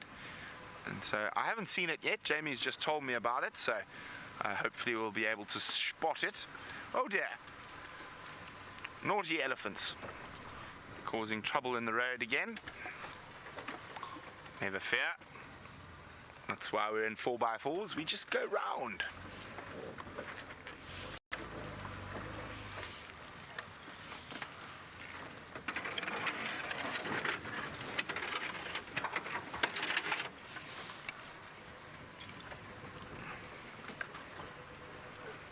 Okay.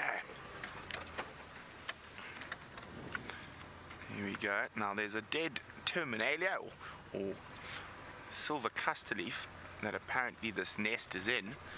So I'm very much keen to have a look and see if anyone's at home. It's a crested barbet nest apparently in one of these holes, but it doesn't look like anyone's at home at the moment. I think it's in one of those holes. It could be that one. I think that's the most likely looking nesting hole in this tree.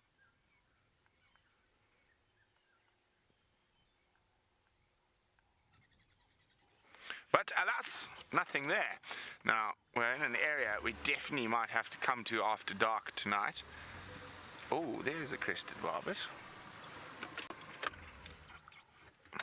Wonder if he's on its way back to the nest. Oh, he's got something in his mouth. He could definitely be on his way back to the nest. Maybe just sit still. Or maybe I was looking in the wrong terminalia tree. Ooh, no, he's coming. Straight to the tree. Ah, you got him, Brian? I don't want to move and give him a fright. Here he is. Maybe it was a much higher hole than we thought. Oh. Timing's everything, isn't it?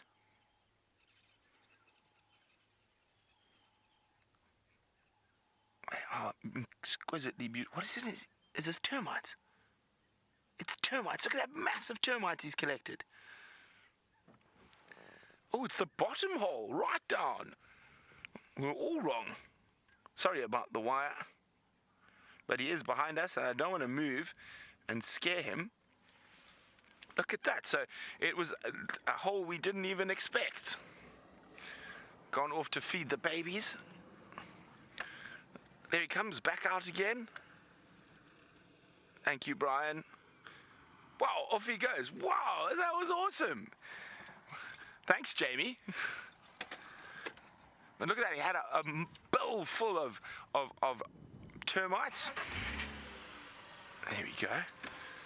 a bill full of termites that he's collected, and that will be a very hearty meal for the young crested barbet inside. Now, as I was saying, these type of areas, I just want to kind of have a quick closer look now while it's light. And not quite yet, but there could be enough cover in this pond off to the left here. There's a bit of grass already, and as I said, after dark could be an excellent place to possibly do some frogging. I should have worn my Wellingtons. Here we go. But we're going to continue on, see what else we can find while we do that. Let's go see what Jamie's up to. I'm up to much as what Brent is up to, and just trundling along, enjoying the fresh, clean atmosphere of the newly washed Djuma. It is so lovely after a rain like we've just had. I'm trying to decide where I'm going to go. I think I'm going to go and trundle along Leadwood Road and see what's cracking there. Perhaps a snake will decide to come out as it has warmed up a little bit. Well, I say it had warmed up a little bit. It's now looking heavy once again. We're not going to complain about rain, but I think we can expect a little bit more. So our red-billed hornbill did return to his nest, and that's wonderful news because it does mean that we get a chance to watch as he slowly throughout the next few days and the next few weeks actually manages to feed his little family. I was about to chance it once again. That was a grey hornbill that I just saw. And I thought perhaps we might be in store for the same sort of sighting, just with a different species of hornbill. But I think it's given me the slip. And it's definitely given Dave the slip with this roof. I have no idea. I think it flew away. Oh well. It was worth a shot. And perhaps it... There's something else here. Go back. What have you got there, Dave? Aha! I see a tree. Aha! I see what you were looking at. Looked like a Wahlberg's. Well done, Dave. Good eyes. No idea what that was. I'm going to guess at a Wahlberg's eagle, but I'm not 100% sure. Let's go and have a look, because there's another Wahlberg's nest just a little bit further along. It's such fun in these summer months to watch the birds coming and going, doing their thing. Let's go and see if perhaps what we were talking about with the pale morph Wahlberg's eagles, let's go and see if it's true of the other Wahlbergs as well, and that perhaps they're sitting on the nest on this cool day. It's just through here, I think.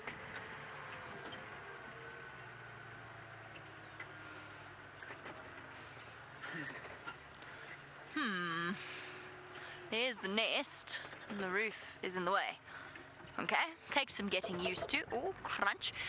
Andy, you want to know if the European storks have arrived yet in South Africa. I saw a white stork. I don't think we're going to be able to get it from there. I saw a white stork while I was in Hoedspruit, so yes, those ones have arrived. I haven't yet to see an Abdams or a black stork. Can you get it there, Dave? No, you definitely can't. Sorry, everybody, I'm still learning exactly what the range is. I can't go any further back. We're going to go into a hole. I think we manage. Okay, everybody. About there. There we go. Well done, Dave. The nest is bare. No sign of the Wahlbergs nesting. Well, they might not yet have laid their eggs as yet. I want to, just on the subject of that stork question, since our Wahlbergs aren't here, I want to show you the stork that I'm talking about. So for those of you that perhaps are new to watching these live safaris and perhaps new to the birds of this area, you'll know what to look for on our dam cameras when we're not on a live safari, so that we can show you which storks we're referring to, and then you can actually tell us when you've seen them. So there we go. This is the white stork I was talking about that I saw in Hoedspruit. That is one of the migratory storks that you could see, so keep an eye out for that. Black wings, white body, red bill. That is something that we could see. Then, if we go up a little bit, we will get the the black stork, which is kind of like the white stork, just black. because that actually makes total sense.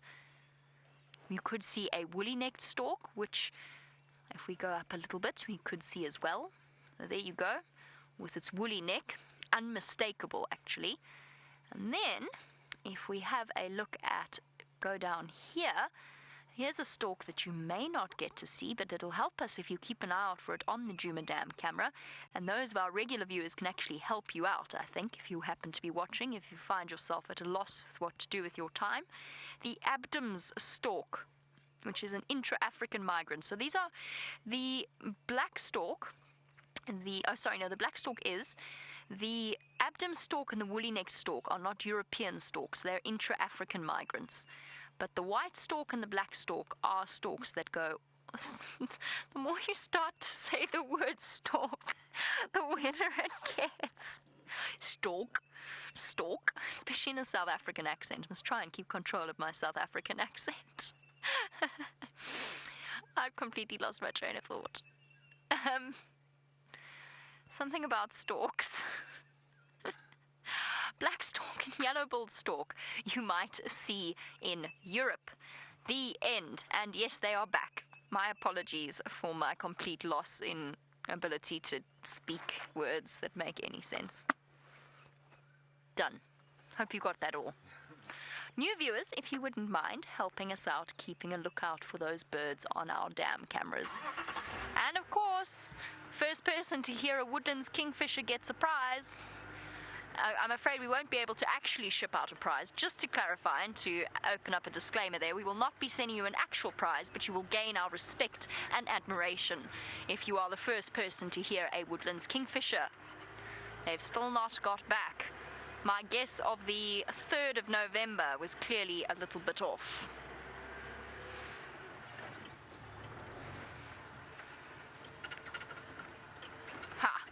At least it was better than Brent's, which was the 31st of October. I feel better now. What was yours, Dave? Did you bet? Yeah, I lost. You lost as well? Oh, how tragic. Oh well, you can't win all of the bets. Yours was the 5th, apparently. No, you can't have won the rain bet and the Woodlands kingfisher bet. Sorry, that's just not fair. Otherwise, we're going to have to find a different nickname for you, beginning with a D. Downpour Dave was good enough. I think so. For new viewers for whom that was completely incomprehensible, Dave managed to predict when we would get our first over 20 mil rain. As it turned out, it was his birthday. So he might have been a bit biased when guessing that date. Uh-oh. We're going to get some scraping. Just some gentle scraping. Nothing too serious. You get very, very accustomed to the amount of space that you take up in a vehicle. So it all takes a bit of getting used to. I think Brent and I have had a similar idea. I've been trundling along the Bulwati. However, Brent has done something that I most definitely cannot do, which is go into it. So let's go and join him for what I think is going to be a river cruise.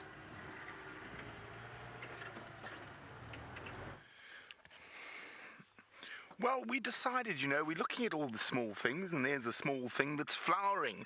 So the nearly impossible tree quiz. We'll bring you something to look closer. But as we've been finding out, the closer you look at stuff today, the more you see. Now look at all those ants. Now, if you know what little tree this is, send your answers through to questions@wildearth.tv or use the hashtag safariLIVE on Twitter. I'm just going to drive a bit closer to it.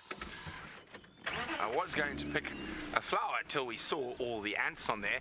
Now I'm really hoping, well, there's two different reasons why the ants could be there.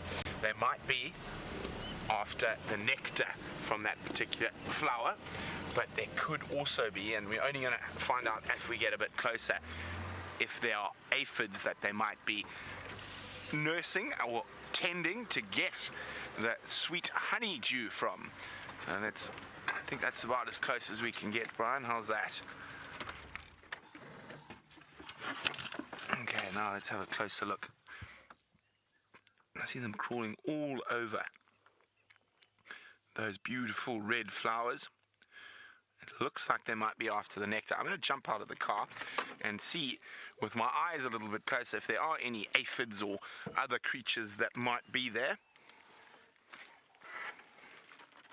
Now, let's have a look.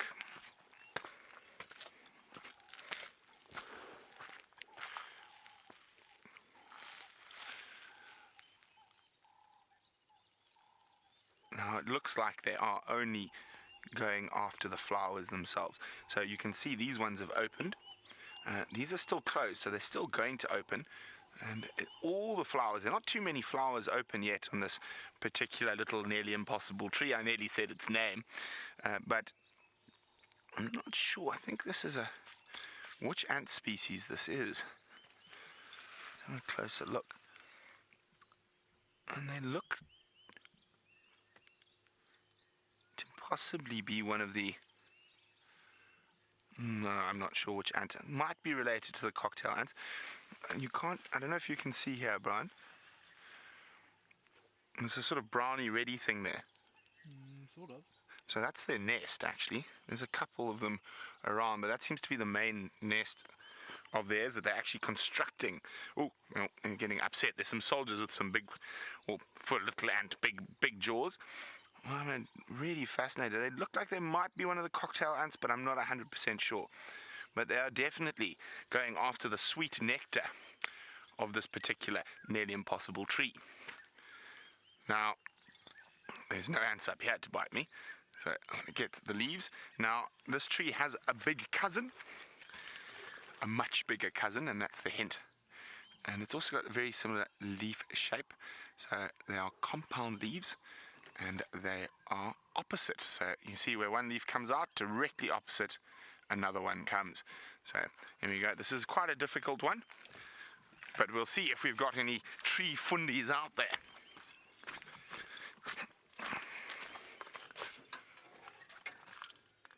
Just listening to all the birds. And it is that red-chested cuckoo, Bit May Fro. I think it's an Afrikaans folk song, which is an Afrikaans nickname for them.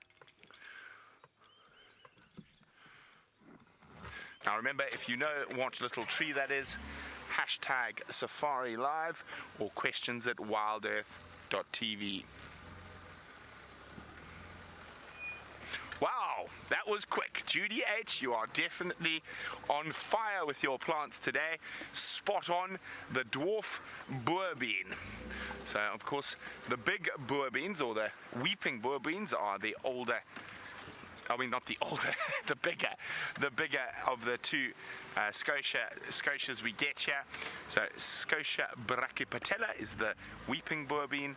The dwarf boerbean is Scotia capitata. Now, they never get into trees. They're normally in little bushes like we saw there. Now, let us continue to look for the minute. And who knows, while looking for the minute, we might find the Karula. There we go. I think we might have a chance after dark at some scorpions this evening as well.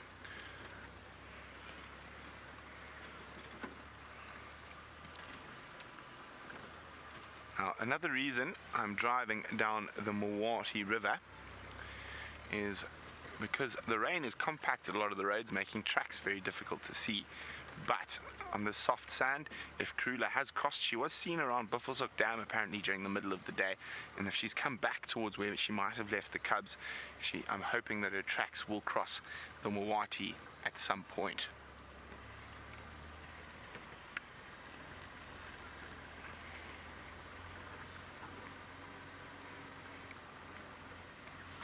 As you can see, not nearly enough rain to make the Mawati flower flow. Okay. Now, it's a different species of tiny, indescript moth that I've just spotted. Let's see if we can get a view of it on the camera. Okay. So, where's that green thing? So here is that little divot. So just there. Look at that. A little bit to the left. See there hiding behind the stone. A little pinky white thing. It's another funny little moth. Oh, there it goes. And different species to the one we saw a little bit earlier. I didn't see where it went, unfortunately. But a very similar sort of defensive strategy. That quick flight and then drop down. Man, but it is incredible what comes out after the rain if you look for it.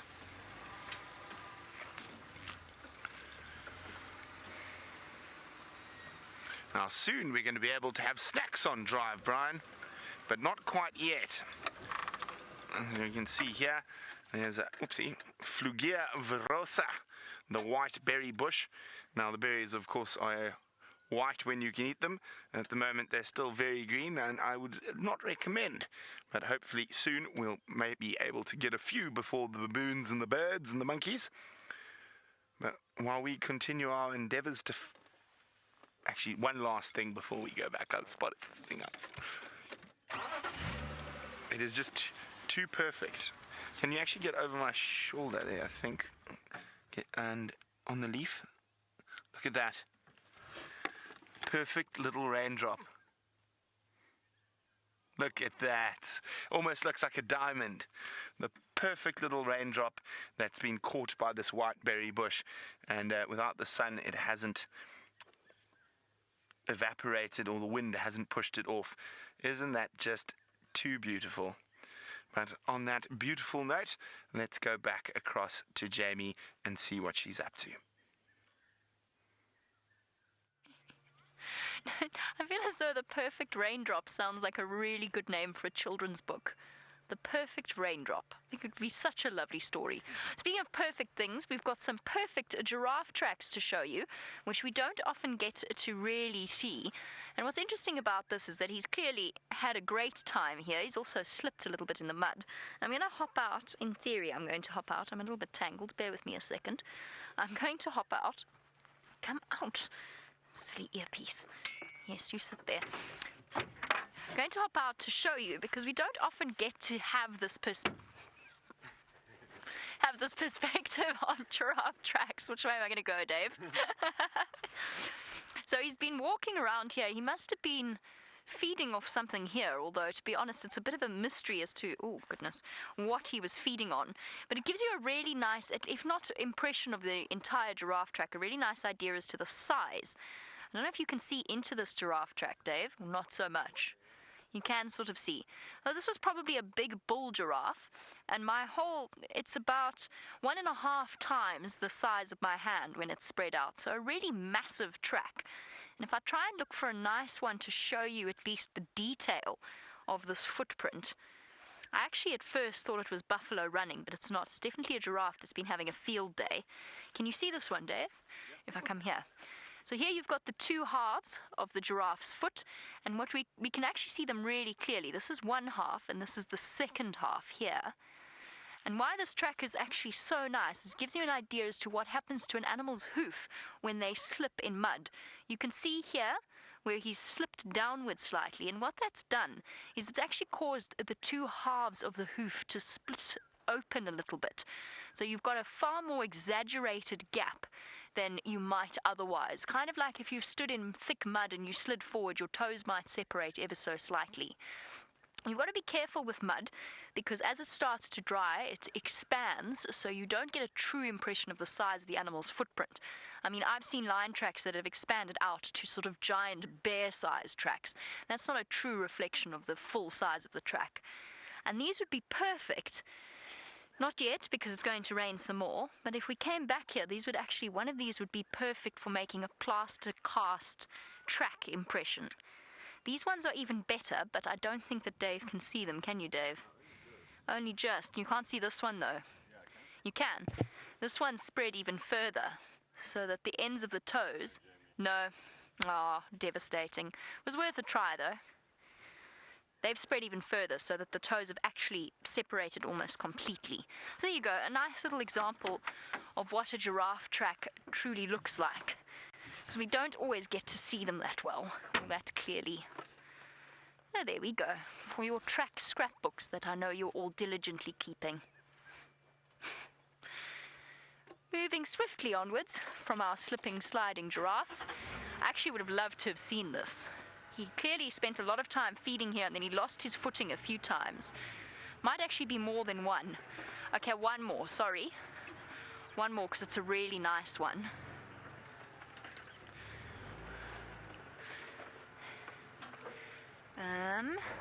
Figure this out.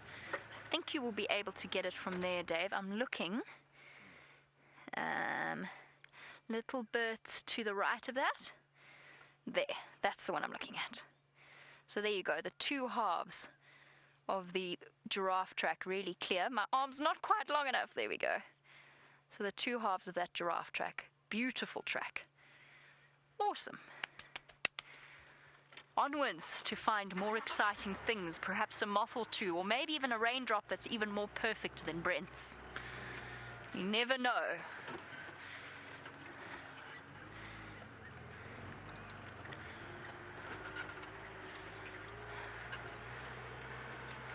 Not a raindrop, but one slightly bedraggled looking vulture. Okay, maybe I should just stop here, given my history with attempting to...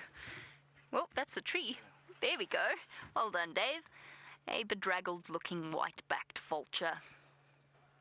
Perched on top of a dead tree, waiting for temperatures to warm up, not really going to be soaring anywhere on a day like today. You can see the...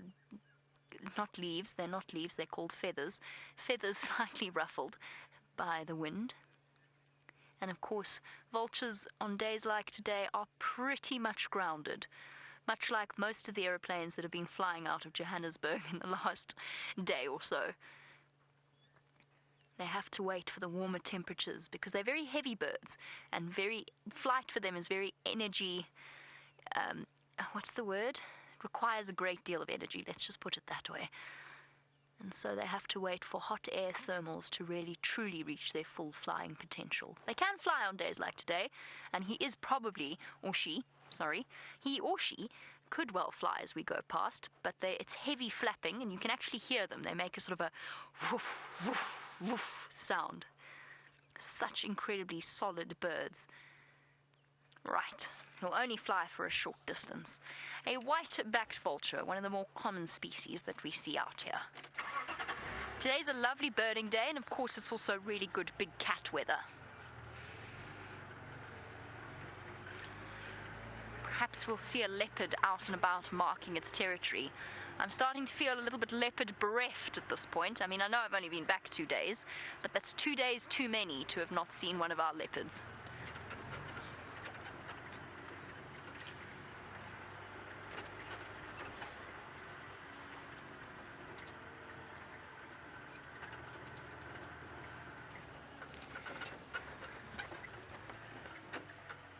Sorry? Oh, it's Torchwood. Sorry, I got excited, but it was not to be. It was the cheetah on Torchwood. Anna-Marie, sorry about that. Anna-Marie from Tasmania. Lovely to have you on board with us. And the name Anna-Marie is not new to me, but Anna-Marie from Tasmania is new to me. You want to know if it's dangerous to get out of the car here? No, it's absolutely not. It's something we do walk around on foot here often. I wouldn't advise that somebody who doesn't know what they're doing in the bush go walking around without any kind of professional to guide them. But for us, we've spent many, many hours walking and out and about on foot. Now, it's important to remember that all of these animals are wild, which means that they are unpredictable and, to an extent, and dangerous. But at the same time, it's equally important, clonk. Sorry, Dave. Luckily, you've got the roof to keep you on the car. Yeah. If you fly up, you're just going to hit your head. Not that I want to do that to Dave. It's important to remember that none of the animals out here are out to kill us. We're not on the menu for anything. Nighttime is a different story, and you'll find that when we do get out of the vehicle at night, we tend not to stray too far from the vehicle. And that's because lions become a danger to people, but only at night. During the day, we are the apex predator. The only reason an animal might attack you is because they're scared of you, they feel trapped in some way. So as long as you're very observant walking the bush, I obviously checked. You might have noticed while I was out of the vehicle, I was looking up into the sky, and that's because I just heard some oxpeckers flying off animals, and we're trained as guides to pick up on sounds like that because oxpeckers often sit on things like buffalo. So it's important for us to be aware of that because buffalo can be dangerous on foot, but there's nothing out here really that is a huge safety risk to us when we get out and move a few feet from the car. And you'll see, Anna-Marie, if you keep watching, and it's something that's going to happen regularly over the next few days, it won't just be us out on the vehicles, there will also be a bushwalk. So one of us will be out on foot walking in the bush.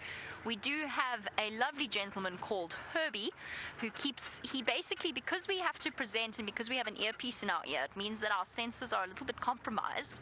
So what Herbie does is he essentially scouts ahead of us to make sure that we're not going to walk into anything too dangerous. No, I always feel far safer in the bush than I do in a city. Aha. Now, as we trundle along what I think is a truly beautiful area along Leadwood Road, Jared, you wanted to know which is the best part of the Kruger to go to. It depends on what you're looking for. If you want Big Five, if you want leopards, and in particular leopards sightings, I would say that you stay in the southern section of Kruger, Skukuza, Lower Sabi. They've got the big rivers, there's lots of water, and it's prime habitat for something like a leopard. And just because it's got a higher concentration of people moving around that area, you tend to see more, because there's more eyes spotting. If you don't want to see lots of people, go further north. Go up to Punda Maria. Go up to areas like, what is that gate called? Oh my goodness. The furthest north, Pafuri. Go up to the Pafuri area and the Lavuvu River. It is absolutely stunning there, Jared. Really, it is so beautiful. And the wonderful thing about it is that it's so out of the way that hardly any tourists go there. So you can trundle around for hours and not see anybody. And that to me is also very special. And yes, the animals are slightly more skittish. They're not as used to people. Bird life is fantastic. Or go to, what is wrong with my brain today?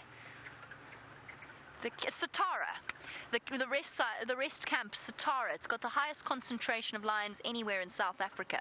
So if you want to go see big cats, go to Satara. And those are the sort of areas. So there's lots of different. The amazing thing about Kruger is that it's huge. It's also quite narrow and long, which means that you get a vast variety of habitat, and it just depends upon what you are looking for. And I've done all of Kruger at this point, and personally my favorite, and I don't know why that is, I think perhaps it's fond memories attached to it. One of my favorite places to go is to the Letaba area, Olifants area, those sorts of spots. But everywhere's different, and everywhere's different in summer and winter. But if you do find yourself with the opportunity, please do go. Right, next impala herd. Do we have any lambs? Dum dum dum, drum roll.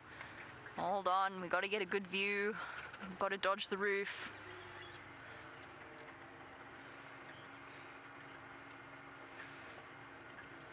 Now, speaking of the births of the lambs, sorry, I'm going nice and slowly here, they're going to be full of the joys. Oh, it's a very big herd. This could be our chance. Speaking of impala lambs and impala births, Michael, you want to know if I've ever seen an impala giving birth?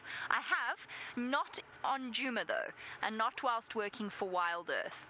Saw lots of very, very new babies. I'm going to get ahead of them because they're all walking in the same direction, and I'm hoping we might get to see a little one.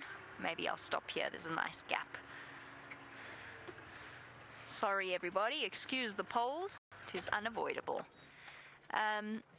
Michael, I have seen an impala give birth once, actually a couple of times, but never while I've been working for Wild Earth, as I said. One thing I did see was we actually had a live wildebeest birth, and I know I wasn't the first, I know that's actually happened several times on these live safaris, but I can tell you that there is nothing quite like sharing the magic and the experience of a live birth with an audience across the world. I can't even really put that whole thing into words. It is very special. Look at her. She looks as if you said boo to her, she might give birth. So incredibly round. And these ewes are to be given some serious respect that they have made it in the way that they have through this drought. She's got mange, by the way. You can see the bald patches around her face and around her ears. It is a natural thing that happens during the drought. There, she's scratching. That one on the left doesn't. It is just the way of things. But it is amazing that these ewes have managed to keep their babies. I think she does actually. She's got a little bit of patch of it around her legs.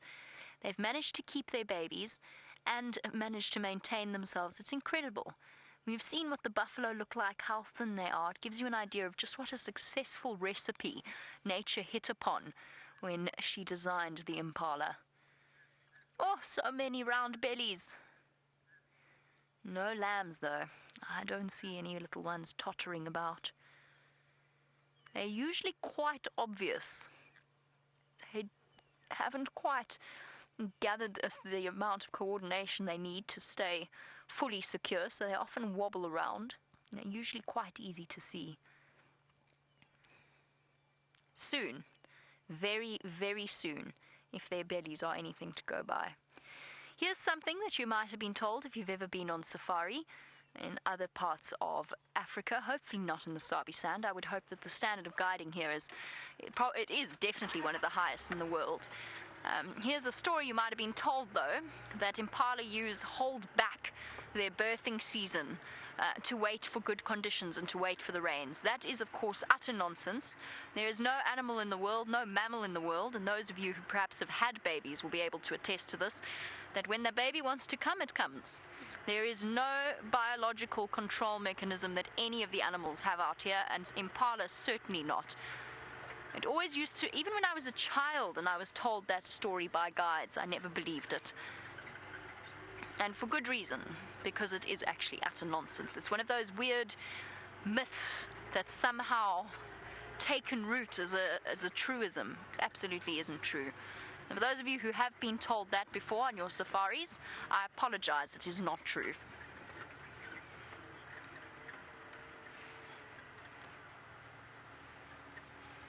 Here we go, here's another beautiful antelope. I'm going to stop here. Now this is a magnificent Nyala bull in his prime. No sign of any skin patches or anything like that, and there's some females. I have seen some female Nyala with mange as well. Now, M. Ruth, you wanted to know if the mange could affect impala babies in the same way that it affected the cubs or the lion cubs that we've seen. Yes, possibly it could. It's unlikely to. She's also pregnant. I feel like we've got to that time of year again where we're going to be watching every animal like a hawk in case it decides to give birth in front of us. Imagine a live Nyala birth. How special would that be? So, M. Ruth, it's possible. The one thing that the impala, of course, have to their advantage, and the Nyala, is just sheer numbers. And most of them you'll find will have a degree of natural resistance. And for those impala ewes that survive any kind of mange outbreak, if indeed there is one, because I'm not saying that it's a certainty, but those that do survive will have a natural immunity to it in the future. The one thing that is very much in favor of all of the animals that are suffering from mange at the moment is the rain. The more rain that falls, the better the mange will be, and in fact, the greater the chances the animals will have of shaking it off. Not literally, by the way. You can't just shake off a mange parasite, just to clarify. So some lovely, lovely antelope in front of us. What a beautiful atmosphere there is today. Hey, gorgeous. You don't look like you are. Or maybe. No. No babies. No babies yet. It was worth stopping for, though. Stopping to have a look.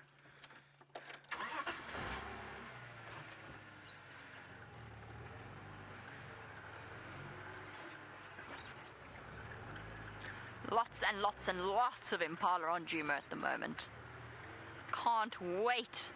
For those of you that have not yet seen the impala lambing season, I can't wait to show it to you. It's such an exciting time. It is, of course, also quite a sad time because a lot of them do fall victim to predators.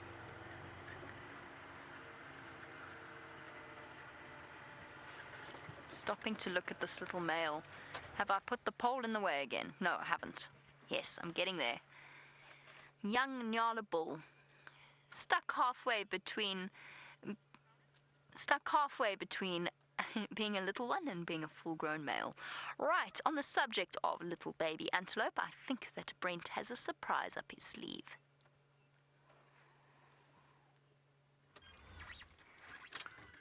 We have the tiniest little baby Inyala that Mom has left hidden on the edge of the Mawati River.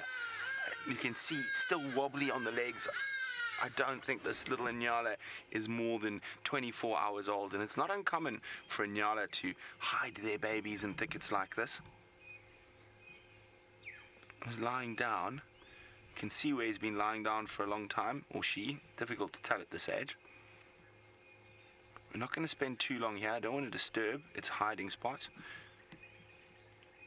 It looks like it's going to lie down again. There we go. Now, it curls up into a little ball. And the cat, there we go, he's going to curl into a little ball now. Oh, look at it! Look at that little fuzzy, tiny little Inyala. So its defense against predators at this age is to keep absolutely still and curl up into a little ball. So even if a lion or leopard comes, it's not going to run, it's going to stay still. It doesn't have the speed to get away from a predator at this age, and Mom cannot stay with it all the time, so she has to go out and feed. And they generally choose wonderful little spots like this to hide. Now I'm going to get Brian to zoom out, and we're on super zoom, which is over 1,000 mils. Hey Brian? No, it's not that. Actually, no. Maybe. I think it's around 1,000 millimeters, so super zoom. Now you can see, look, as you come out, it disappears completely. Now, for an animal like a lion or a leopard that relies on movement when it's hunting, now, if that little one's curled up in a ball in the base of a thicket like that, there's a good chance that that predator is just going to walk past and not see it.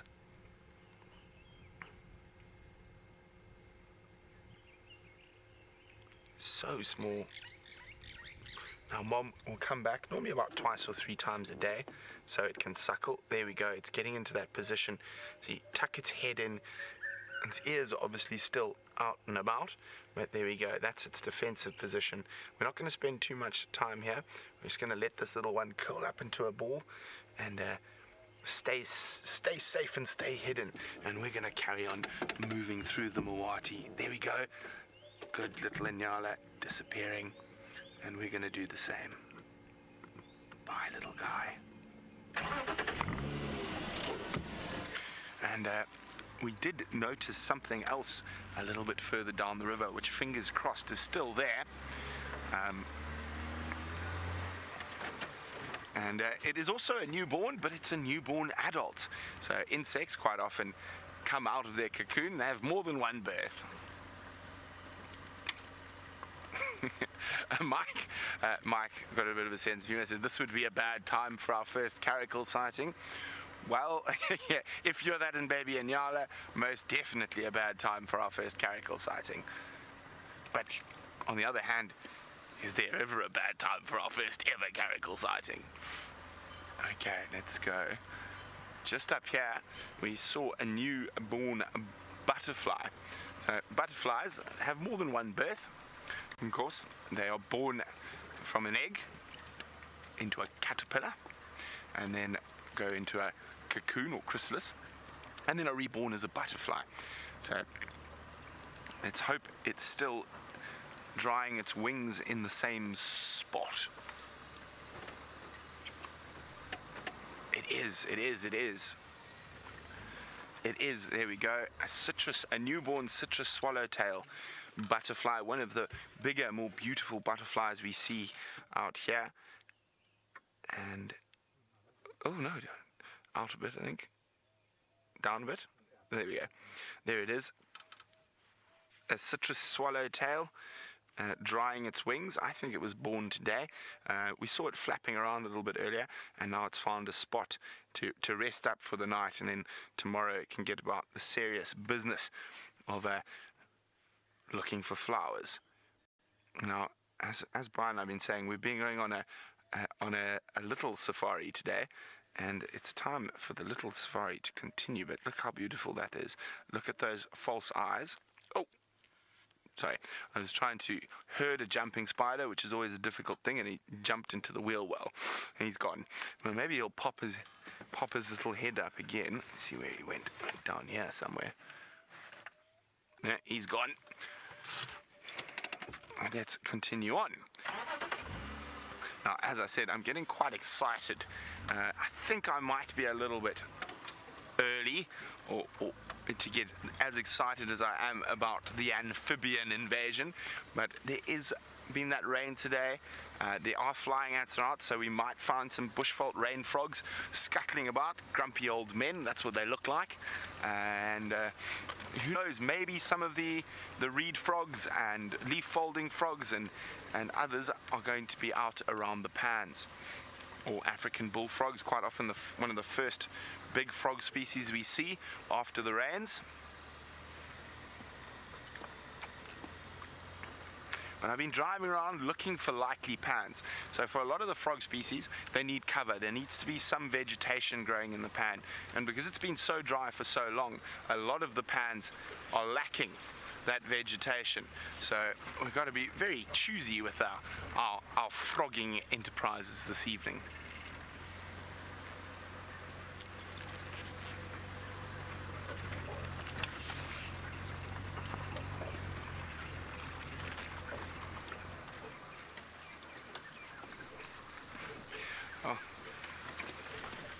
Hi, Kathy. Kathy is wondering what exactly is a caracal. Well, it's sometimes also called in this part of the world a lynx, but it's not related to the European or American lynxes.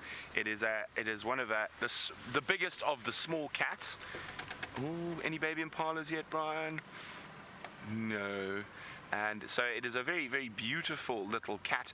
If you research it online, you can type in caracal, spelled Caracal,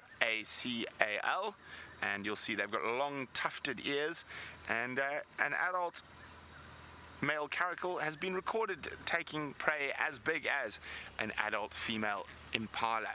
So we have never seen one on safariLIVE, so fingers crossed, you never know, it might be around the next corner.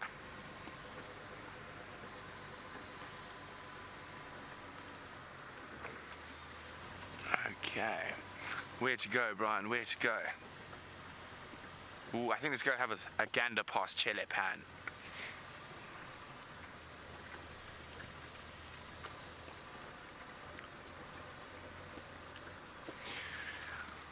Hi, Charlie. Charlie would like to know, where do amphibians like frogs go during the dry season? No, this is the nearly impossible thing to find. Pretty sure it's a cricket. Now, quite often, Charlie, I will get back to your question now. Quite often they're calling from the entrance of a subterranean burrow, and after dark is a better time to look for the singing cricket Salvajuma. But a lot of them, speaking of subterranean, that is where a lot of the frog species go. They will go into astation, and they will hide underground or in tree hollows. So they'll go into a sort of not quite hibernation, but they'll lower their heart rates and stuff, and quite a few species underground, some species in tree hollows and damp areas around riverbeds. But bushveld rain frogs, which is one of my favorite frog species, because they really look like grumpy old men, and they actually burrow under the ground, and then they secrete a sort of moisturizing substance around them that keeps them moist during the dry season. And then after rains, they dig out and pop out and start feeding on all sorts of things. Their favorite is, of course, the flying ants. So if we find a nice flying ant emergence, always a good place to look for frogs. Because a lot of the frogs, like the rain frogs and sand frogs, are less. They're less dependent on water, and quite often apart from when they lay their eggs and tadpoles and stuff, they will spend most of their life away from permanent or even perennial water sources.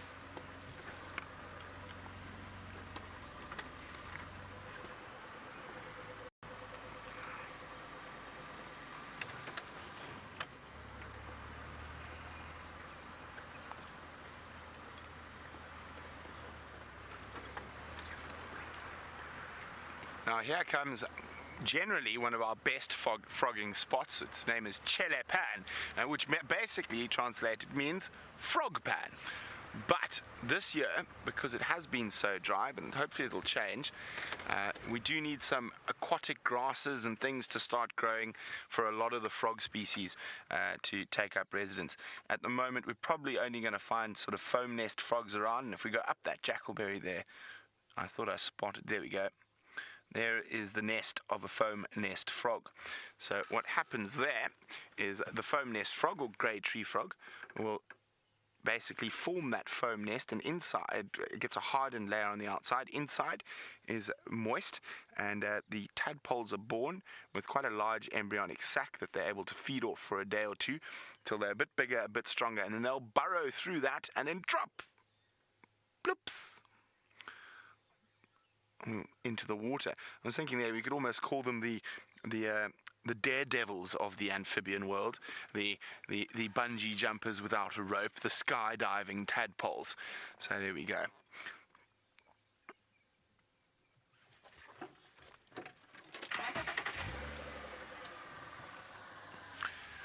Now, as I said, a lot of the frogs spend their time under the ground during the dry season, and Red's wondering how deep do they go underground. Well, it all depends on the species. And it depends on the substrate, the soil type that they go into. So bullfrogs generally will choose clays, like around the pans, that harden very easily, so they won't go more than about 30 centimeters. Some of the sand frogs and rain frogs can go over a meter and a half down into the ground. Now, the bushveld rain frog is the most common one out of the rain frogs we get here, but all the rain frogs are sort of my little personal favorites. Now, there's another one called a Mozambican rain frog that I've only ever seen once in the Sabi Sands and once in a riverbed in Hoedspruit. So it looks very similar to the bushveld rain frog, so a grumpy little old man, but it's pink. He looks like a strawberry. I'll see, I do have a picture of them here somewhere.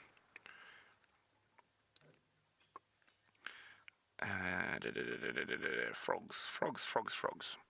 And we want, what do we want the frogs? We want the rain frogs. There we go. What are they saying? Mozambique. Now, one must remember that there's lots of different variations in frogs. So there we go. That is the Mozambique rain frog I was just talking about. So if we go have a look. Here we go, that's the one that looks like a strawberry almost. So there's lots of different, there we go. I mean, those are all Mozambique sand frogs, and you can see the great variance in color. Now, another interesting thing about sand frogs is because they got the CC, that is a grumpy old man. And Brian is giggling, he agrees. Looks like a grumpy old man. Now, look at that. Looks like that mean old man who's going to take the ball when you kick it over the fence and not give it back. Now, I'm going to see, this might be a picture of it here. There we go. So, now, because of their incredibly strange body shape, it's very difficult for them to mate. So, the female actually secretes an adhesive on her back that while they're mating, he is 100% stuck to her back so he can mate. Because of their funny round little ball-shaped bodies, they couldn't mate in the traditional clasping method. So, and only once the male is finished spreading his seed onto her eggs, she will then release a different thing that causes that adhesive to break up.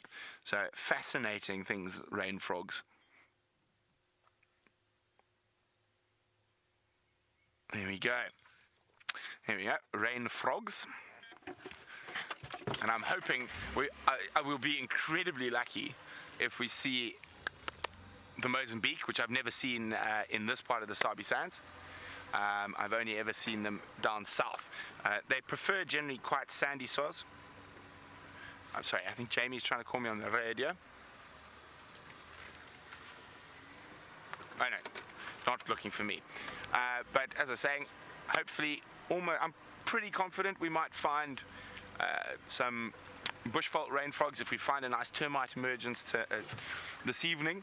And of course, we've got double the chances because Jamie's also out. So let's go see what she's up to. Oh, I'm with Brent on that. One of the things I was really hoping, and in fact I said to Dave a little bit earlier, one of the things I was really hoping to see was a frog this afternoon, or this evening, most likely.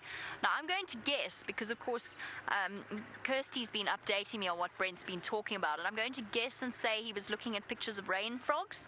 Am I mistaken, Kirst, when you describe them as frogs that look like grumpy old men? Sorry, Kirst, I didn't hear what that was, whether I was right or wrong.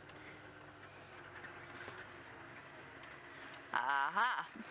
Thank you, Kirsty. Kirsty says I am always right. That's a little bit of a stretch, but I'm glad to hear I was right about the bushveld rain frogs. They also happen to be one of my favorite frogs. In fact, if not my favorite frog. They're hilarious. Those little bodies with those tiny little legs. They're amazing little frogs. So that's something we can look for. I'm sort of trundling along Battalier Road, and I'm hoping that perhaps at one of the mud puddles, there's a couple of pans on this road. Maybe we'll get lucky and we'll have a chance to see one of them. And then we are on our way back towards those lines, just by the way. Angela, you want to know if they are poisonous, that particular species of frog. And the answer is no, they're not. As far as I know, and I don't think I'm wrong about this, as far as I know, the only poisonous species of frog that we get in this part of the Sabi Sand, in fact, I think in the Sabi Sand in general, oh my goodness, that's a bolster and a half. The bolster, by the way, is the bump in the road that we have. It's for water flow and to stop erosion along the sides of the road. So that's what a bolster is. It's not a speed bump. Sorry, you want to know about poisonous frogs? As far as I know, the only poisonous one is the banded rubber frog, which is also, now Brent's got I'm not sure if he was using his book or his app. Brent would be able to show you a picture of a banded rubber frog, and it has actually been used in the past to create poisons to put on the tips of arrows, in the way that the indigenous people of these areas and sort of in towards Botswana and so on would have used them to hunt animals. So essentially shoot the animal with a poisoned arrow and then wait for the poison to take effect. So a banded rubber frog is poisonous, and I think it's the only one that we get in this area. I haven't seen one while I've been here. I have heard one, but I haven't seen one. It's something we'll have to keep an eye out for. And of course, it's not so toxic that you can't touch them, although ideally you shouldn't really touch frogs because of all of the chemicals on our skin, and with their skins being so incredibly sensitive to toxins of any kind or chemicals of any kind, we prefer not to. So we'd actually probably do more harm to a banded rubber frog by picking it up and touching it than the other way around. I have a frog, by the way. That's a bizarre sentence. I have a friendly frog, and I have probably spent more time in this frog's company than most other people. The frog lives in my cupboard at Inge's house. It's a foam nest frog, so definitely not a poisonous one. And I'm very fond of her. I've decided it's a her for no apparent reason. I'm very fond of her because she eats all of the mosquitoes that climb into my clothes.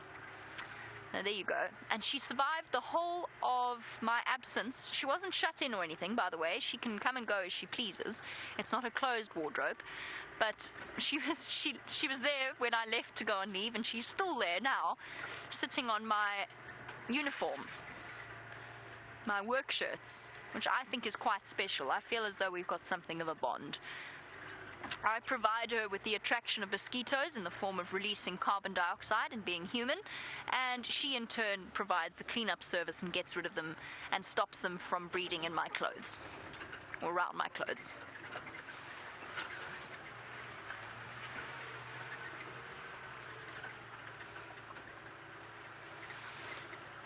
Leandri, he wants to know what the best frog sound is that I can do.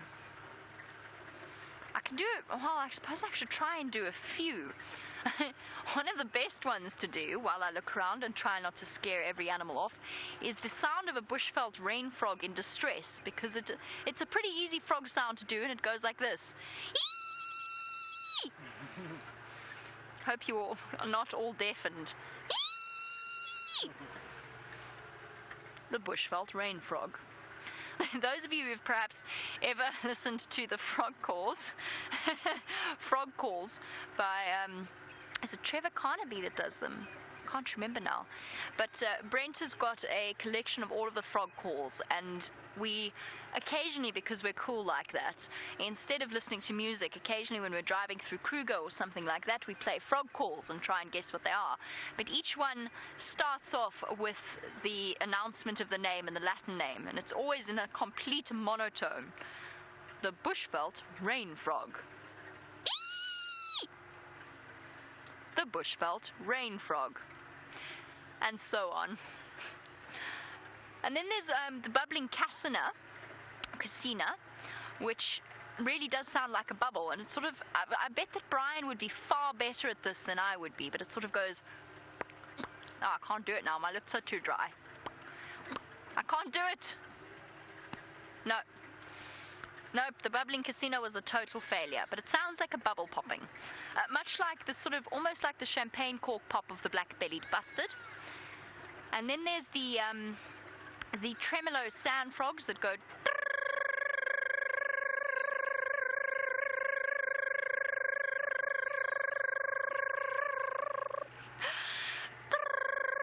and so on. So there you go. Jamie's frog call impressions. There's lots of others, and I can't think of any more off the top of my head, but as soon as I hear them, I would know. Oh, and then wait. When we've got the odded toad, it goes...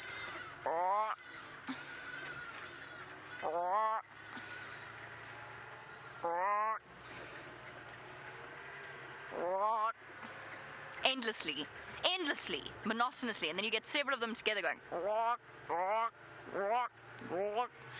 And of course, each and every frog, now that I've considerably embarrassed myself... Wait, before I go into this, Dave, do you want to give your best frog impression? I don't. I couldn't stand up to that. You say you couldn't stand up to that. You could just go, ribbit. Ribbit. What I was going to say was, of course, each and every single species of frog has a way of amplifying. Let's see if we hear any frogs while we sit here. Amplifying their frog calls by the use of glular sacs, whether they be subgular or paired glular sacs underneath their chins, that basically act as a resonating chamber. And the amazing thing about that as well is that they are also... Here you can hear them.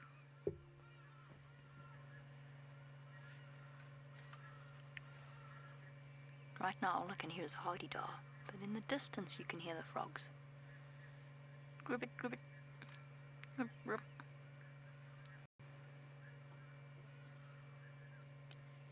Actually beautiful evening. What I was going to say is that it's actually sometimes quite difficult to find a calling frog, because they actually have an almost ventriloquist effect. In Green Eyes, you have bullfrogs in your pond, and you love to listen to them. I actually really like bullfrogs. They might be one of my favorite. I think bullfrogs they're definitely high up there on my list of favorite frogs to see. So that's very, very cool. Thank you for that, Green Eyes. We've got quite a few frogs living in our ponds, but then again, it's difficult to know what qualifies as our ponds. We've got quite a few water holes. And of course, each one means a different thing. Most of the frog calls that we hear, or that you're hearing on the Jumandam camera, that's males trying to attract a mate. So they're basically advertising just how wonderful they truly are as a mating or a potential mate, and the females go off and find them. The other call that you sometimes hear is what is known as somewhat amusingly, as a distress call. And a distress call occurs because when frogs mate, they have a clasp that they go into, and the males grab onto the females quite solidly. A distress call comes from other male frogs that have been accidentally mistaken for females, and they release an entirely different type of noise in order to notify the male frog that's got them that they have in fact made a grievous error and they are not in fact a female. Now that is a frog distress call, or a release me call. It does occasionally happen.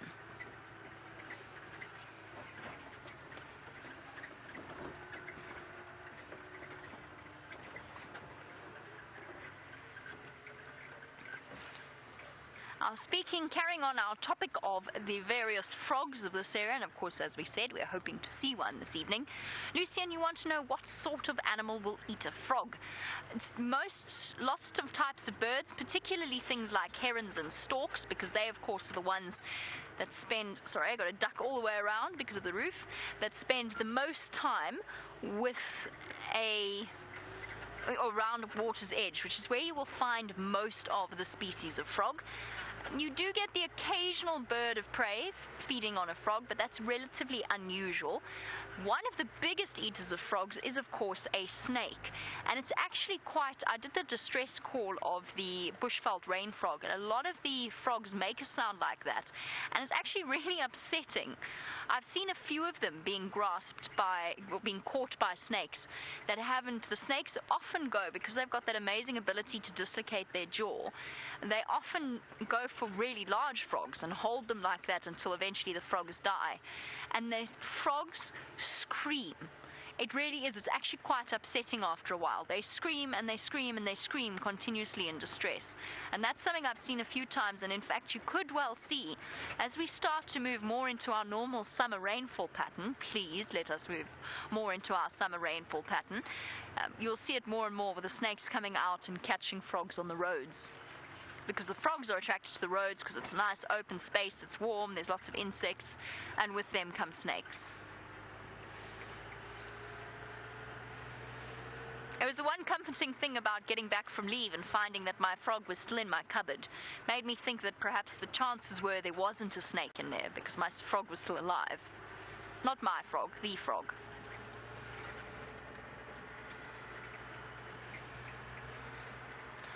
Well, now, I think it's only fair that since I've done my best frog impressions, it might be time for Brent to do some as well. Let's jump all the way across to quarantine and see what he has to say.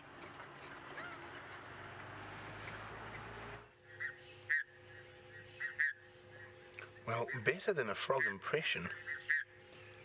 I can hear a bushveld rain frog. Hear him somewhere here. Just gonna try to see if we can spot him.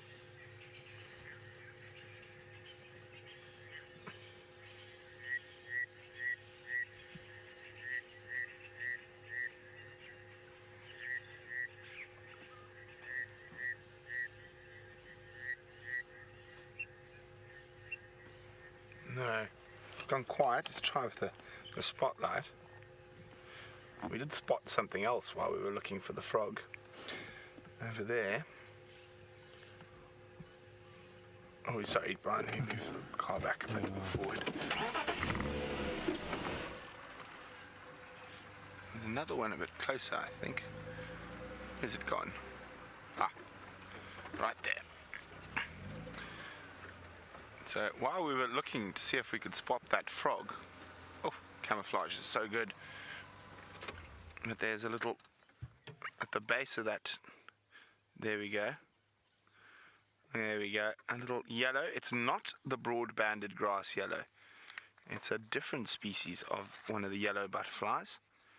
And you can't see that black coming through. Now there are a lot of different yellows, and it could be an autumn-leaved vagrant, which is also one of the little yellow butterflies. But yeah, we're not going to disturb him while he's sleeping. We're going to keep moving. But to do a frog impression, I'll give you an impression that I'm hoping we might even hear. Those of you who listen to the Djuma Dam Cam extensively, you definitely should keep a listen out overnight for one of my favorite frog calls, a very beautiful frog called the banded rubber frog. And what I'll do is I'll do my impression of its call, and then I'll play you its call, and you can decide how close I am. So the call goes something like this. I think that was pretty good. What do you think, Brian? That was pretty good. Okay, now let's see what the real call sounds like from a recorded one. Rubber frogs, there we go. Banded rubber frog. Let's switch off. I'll do mine in the quiet as well now. And this is what he really sounds like. Now I've got to put my microphone in my hat. That was a bit too deep. You need a higher pitch. Even higher than that. I don't think I can. Quick link to Jamie. Okay, we've got a serval here. Sorry to rush you away from Brent. We're just going to go forward a little bit. I was so slow on the uptake there. I'm actually kicking myself. I'm hoping it's going to be nice and relaxed. Come on, little... Oh! Went for that Franklin. Oh, my goodness. I think it actually tried to hunt the Franklin that's now in the tree. I don't know if you could hear the alarm calls over the sound of the vehicle. Where's it gone? Where is this thing? Listen to the sound of the Franklin. It's so distressed.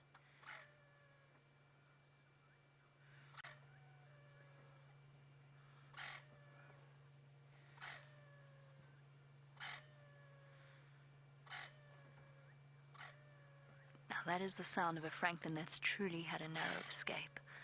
The serval, I'm hoping, is still here. I don't want to drive off-road because I'd risk scaring it. They're usually quite relaxed with vehicles at night. And I wonder if it didn't catch another Franklin, the partner of that one. There it is. It is there. Dave, it is... We're going to have to just wait and see. We might have to be patient. It is behind this fallen log, behind that bundle of branches that's there. Yep, it's there. And I wonder if it didn't catch that another Franklin. Okay, let's do this. This is such a cool sighting, by the way. This is an animal that we hardly ever get to see. Now, we can't see it exactly. Shame that poor Franklin. So unhappy. Okay, I know what I'm going to do. I'm going to try keep... Let's try and keep the camera there, because there's a chance it's going to run out as I do this. I'm hoping we might be able to get a view from here.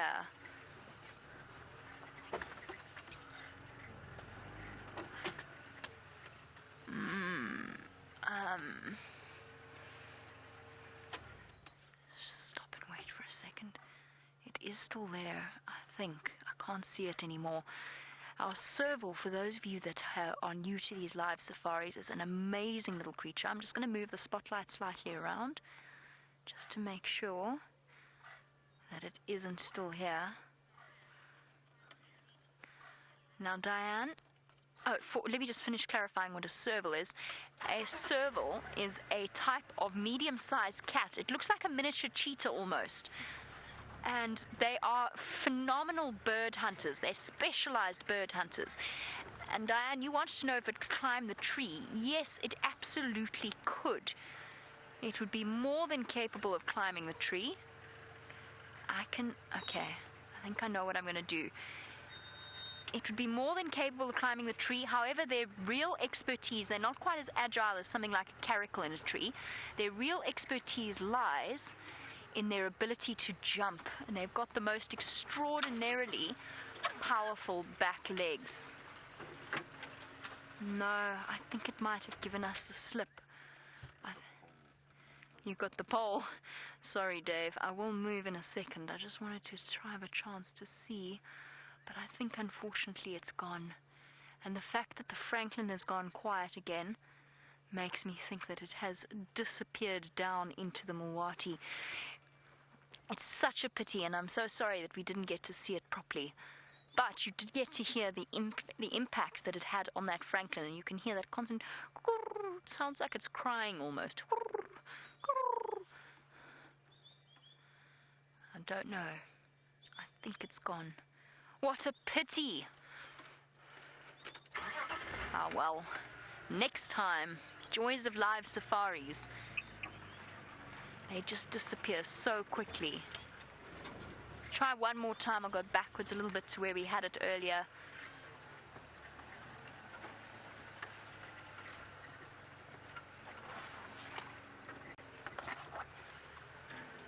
No, I think it has well and truly given us the slip. I Don't see any sign of it there. Now, usually with my spotlight for our newer viewers, we would immediately pick up the glow of the eyes, reflecting the light back at us. And there's no sign of it. So I think it has gone, disappeared into some thicker vegetation, probably not far from where we first saw it. Wow. It was an amazing moment, but unfortunately didn't quite come to fruition. Next time. We'll have to try again next time.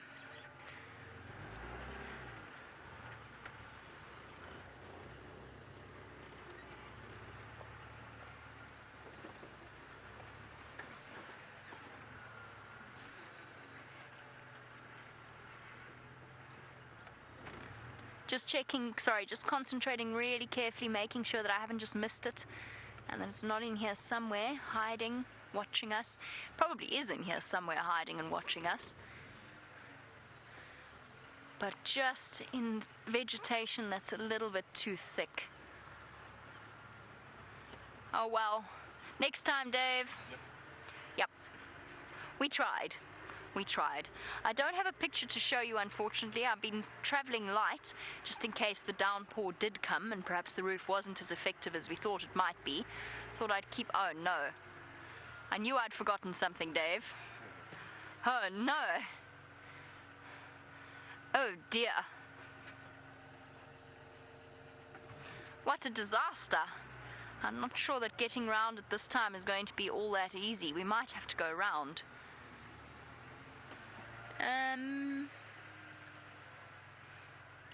Well, while I try and work out exactly what it is I'm going to do, let's head back over to Brent.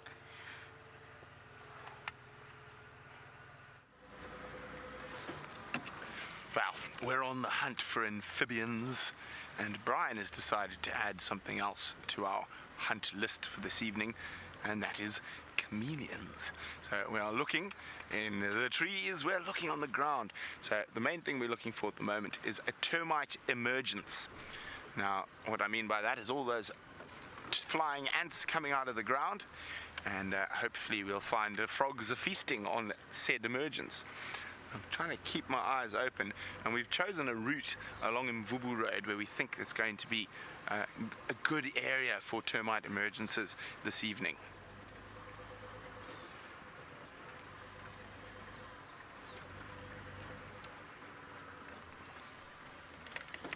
And of course, with termites about, the bush babies could be very active as well.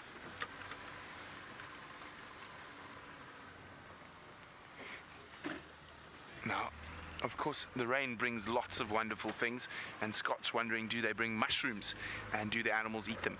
Indeed, they do bring mushrooms. Oh dear, a bit slippery in there. Hold on, Brian. Ah, easy peasy.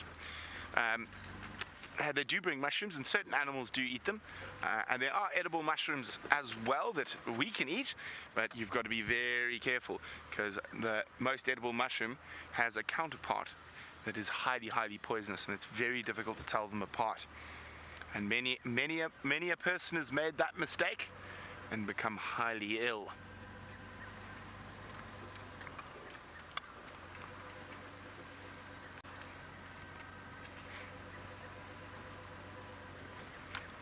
Come on, termite emergence, lead us to the frogs.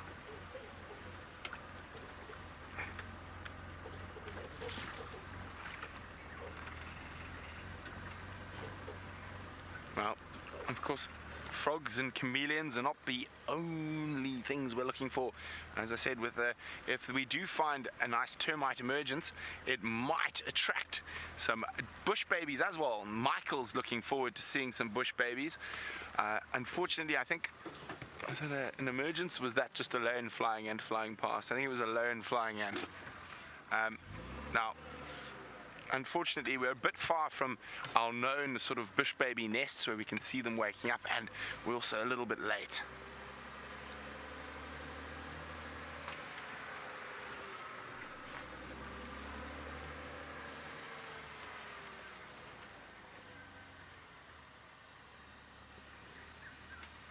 Come on, chameleons.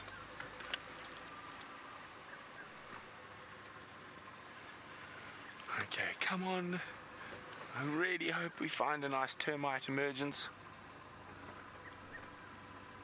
Checking all the likely spots. Well, we are not going that way at all. I don't think we can sneak past that, Brian. Those are nasty thorns, and there's no way. Oh no, there's a tree down there as well, and that's the only other way to get around. We're gonna have to change our plan. That's a pity. So if we're coming from the other side, we might be able to push the thorn tree with the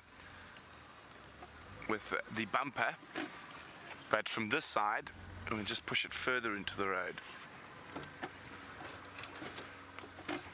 Who knows, maybe it's the universe telling us that the termites are emerging over there.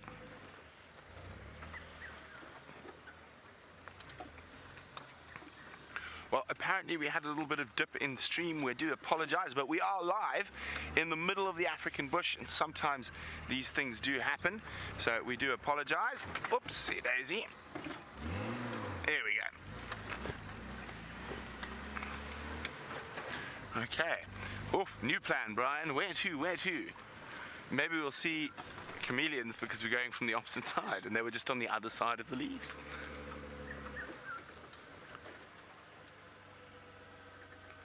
Well, quickly across to Jamie, who's got some lions making a noise.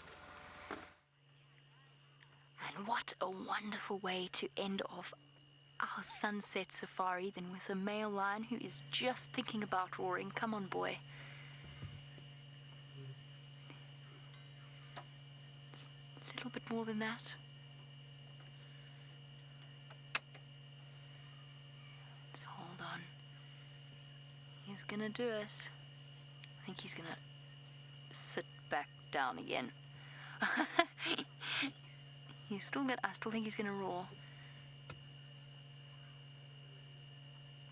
Let's try and get a bit of a view of his face while he warms up. No, there we go. I don't want to have the engine running while he calls.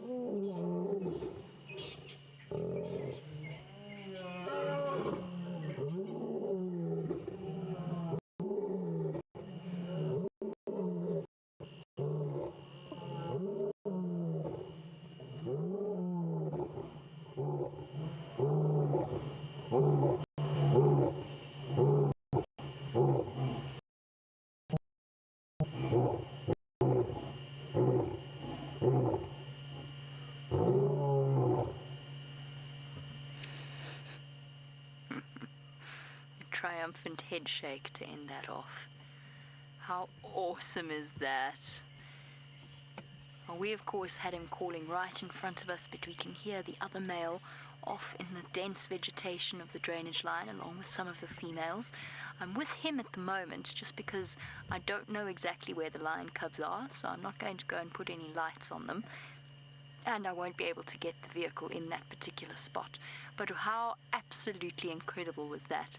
Because you get that full cacophony, Dave. Oh, yes. Oh, yes. Because you feel it vibrating through the car.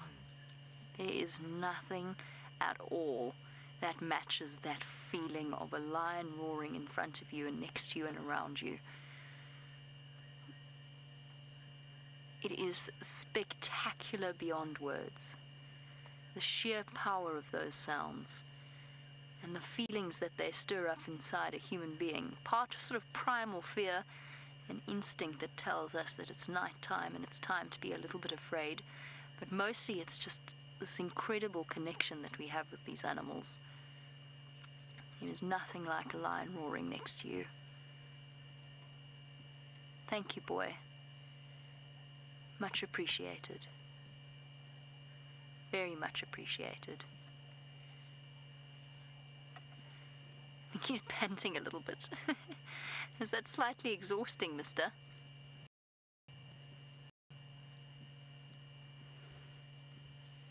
Of course, on rainy evenings like evening, I was just chatting about this to Dave. Time for them to... Oh, hold on. Listening to the other lions. To behave in a slightly more territorial manner. Because, of course, the rain has washed away all of his scent marks, all of his brother's scent marks. And so he's slightly more proactive about the whole deal. I don't know where he is, sorry. I don't want to start the vehicle until I know where he's gone. I think he's lying down. On the side of you, Dave.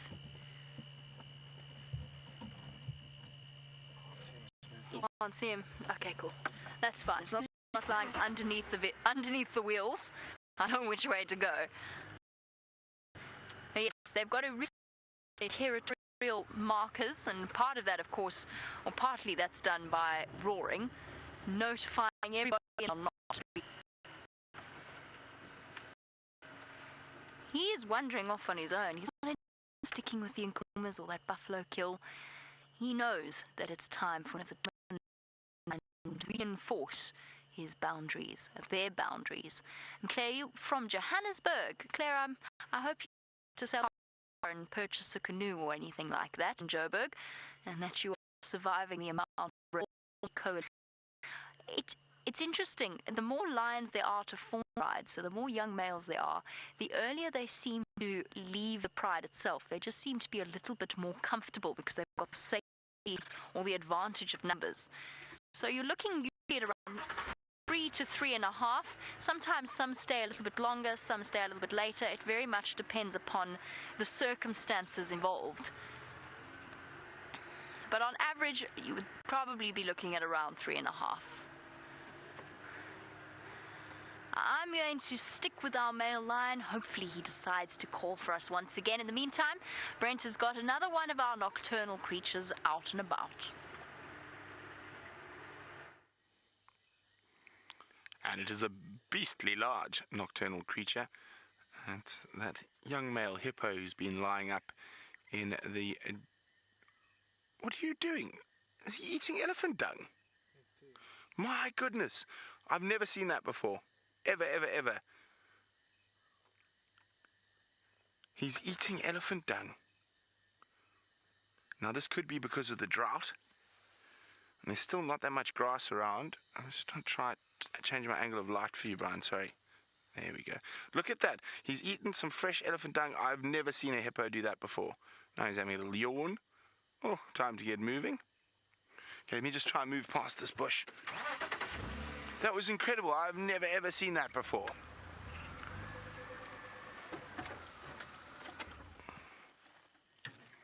So there he is. Now, of course, the drought has affected the hippos very badly. But it looks like he survived.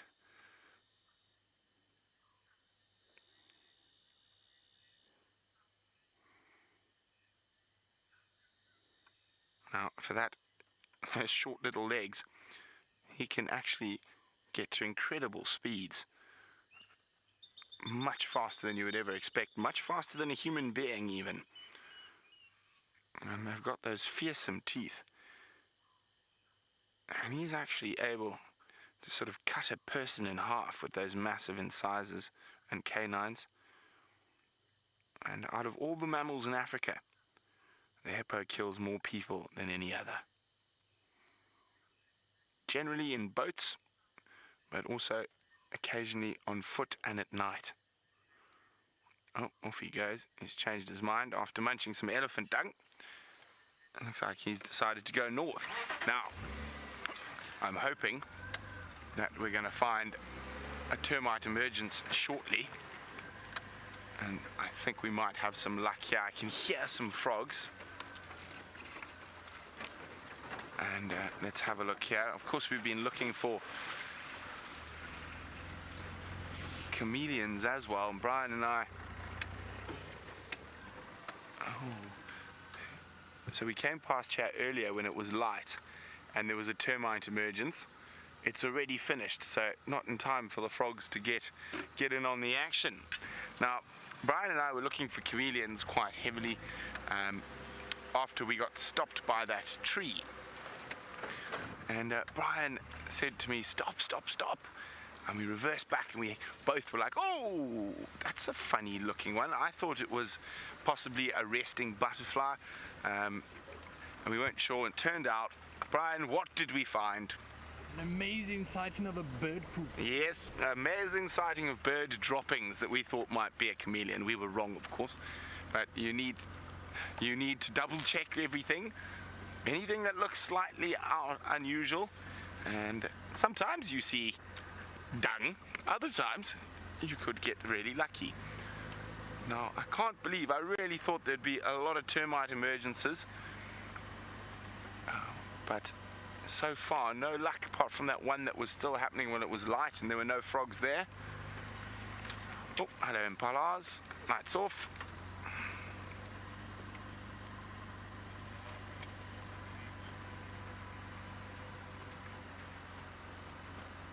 Okay, now we are going to keep looking till the very last second for a chameleon or a frog, but while we are doing that, I'm sure you would love to spend some more time with those lions and Jamie, and if we don't find anything, we're going to bid you adieu, see you in the morning, but for the last few minutes, from the Thumb and the Killer Bees, go have some fun with the big cats. Fun indeed, and what a wonderful way to finish off what's actually been a really lovely sunset safari. I've truly enjoyed this afternoon in just spending time with all of the animals. There we go, our male lion still with us, scent marking, stopping to spray his urine, rub his cheeks, always against the branches and leaves of a guarri bush, which of course retains its leaves throughout all seasons and also isn't fed on by other animals. And watch that stroll. What a wonderful stroll. That casual casual stroll of a lion that actually covers a tremendous amount of ground, taking us, guess where, straight back towards the roadblock. Okay, let's catch up with him. Because I'm hoping it should be next 4 minutes or so that he roars again. It's usually quite regular on nights like tonight, where the animal is clearly going about a territorial patrol. He might also be thirsty. He might be looking for a slightly larger puddle to... Whoops, dung beetle ball, missed it. Slightly larger puddle to drink from. Oh, we might get lucky, Dave. We might not have to dodge past the massive tree in the road. Or is that too hopeful? I think it's too hopeful. I think it's up ahead of us. Slowly but surely, you can actually see there how he sped up on the downhill. As gravity starts to sort of take hold, you'll see it with elephants, lions, all of the big heavy animals. Here he goes, scent marking again. It's amazing how they're able to control the amount of urine that they squirt on trees so that they don't actually run out as they go along these territorial routes. And he could walk all the way to Cheetah Plains this evening, if not further. I don't know what he has in mind or where he has in mind. It is fascinating to watch them as they move about. Oh, you can smell him very strongly there as we drove past. It smells like cat pee, to be honest. None of this buttered popcorn of a leopard urine, or fresh leopard urine. Oh, darn. Roadblock! Alright, Dave, you ready for this? It's just tricky. It's just tricky with the... I have to put my spotlight down. It's just tricky with this roof. Okay. Let me know if I'm going to miss it. Yeah, you're good. Good. Yeah. Oh, good. Wonderful. Marvelous. Where's he now? Let's not drive on top of him if he's trying to scent mark.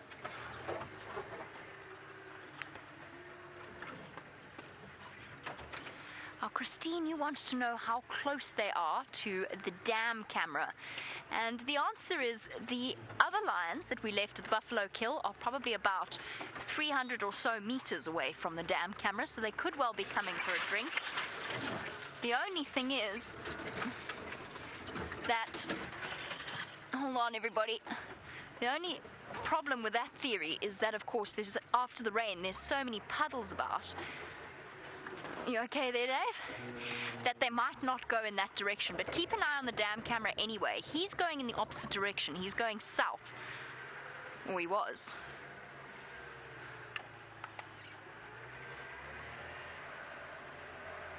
Oh, no. Oh, drat. He might have marched past already in the time it took me to do that turn. Or he might have cut the corner. He might be planning on going down into the Mulwati drainage. Although usually, I have to say, there he is. I was going to say, they usually walk along the road. I did not expect him to go off the road. And I was right. There he is.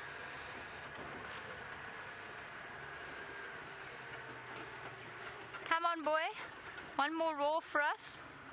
Would be lovely, lovely way to finish off a sunset safari.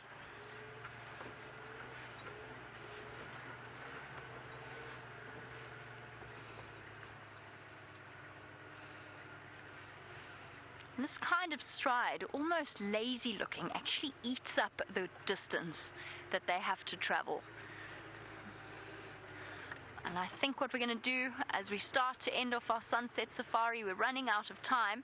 I think it might be time for us to say goodbye. Aha, I think he's made that decision for us. As he melts off into the vegetation, I'm definitely not going to be following him with the roof on this vehicle. So it's time to do our goodbyes and our thank yous. So a big thank you to Dave for his wonderful camera work, as always, as well as to Kirsty and Rebecca in Final Control, and to all of the team at safariLIVE who keep the wheels turning, and of course Connor for his marvelous roof. Most importantly, a big thank you to all of you for sending through your questions and comments. I do hope that you've enjoyed your sunset safari. Sorry, I heard something. I do hope you've enjoyed your sunset safari, and we'll catch you in a few short hours for the sunrise safari. Bye-bye, everybody.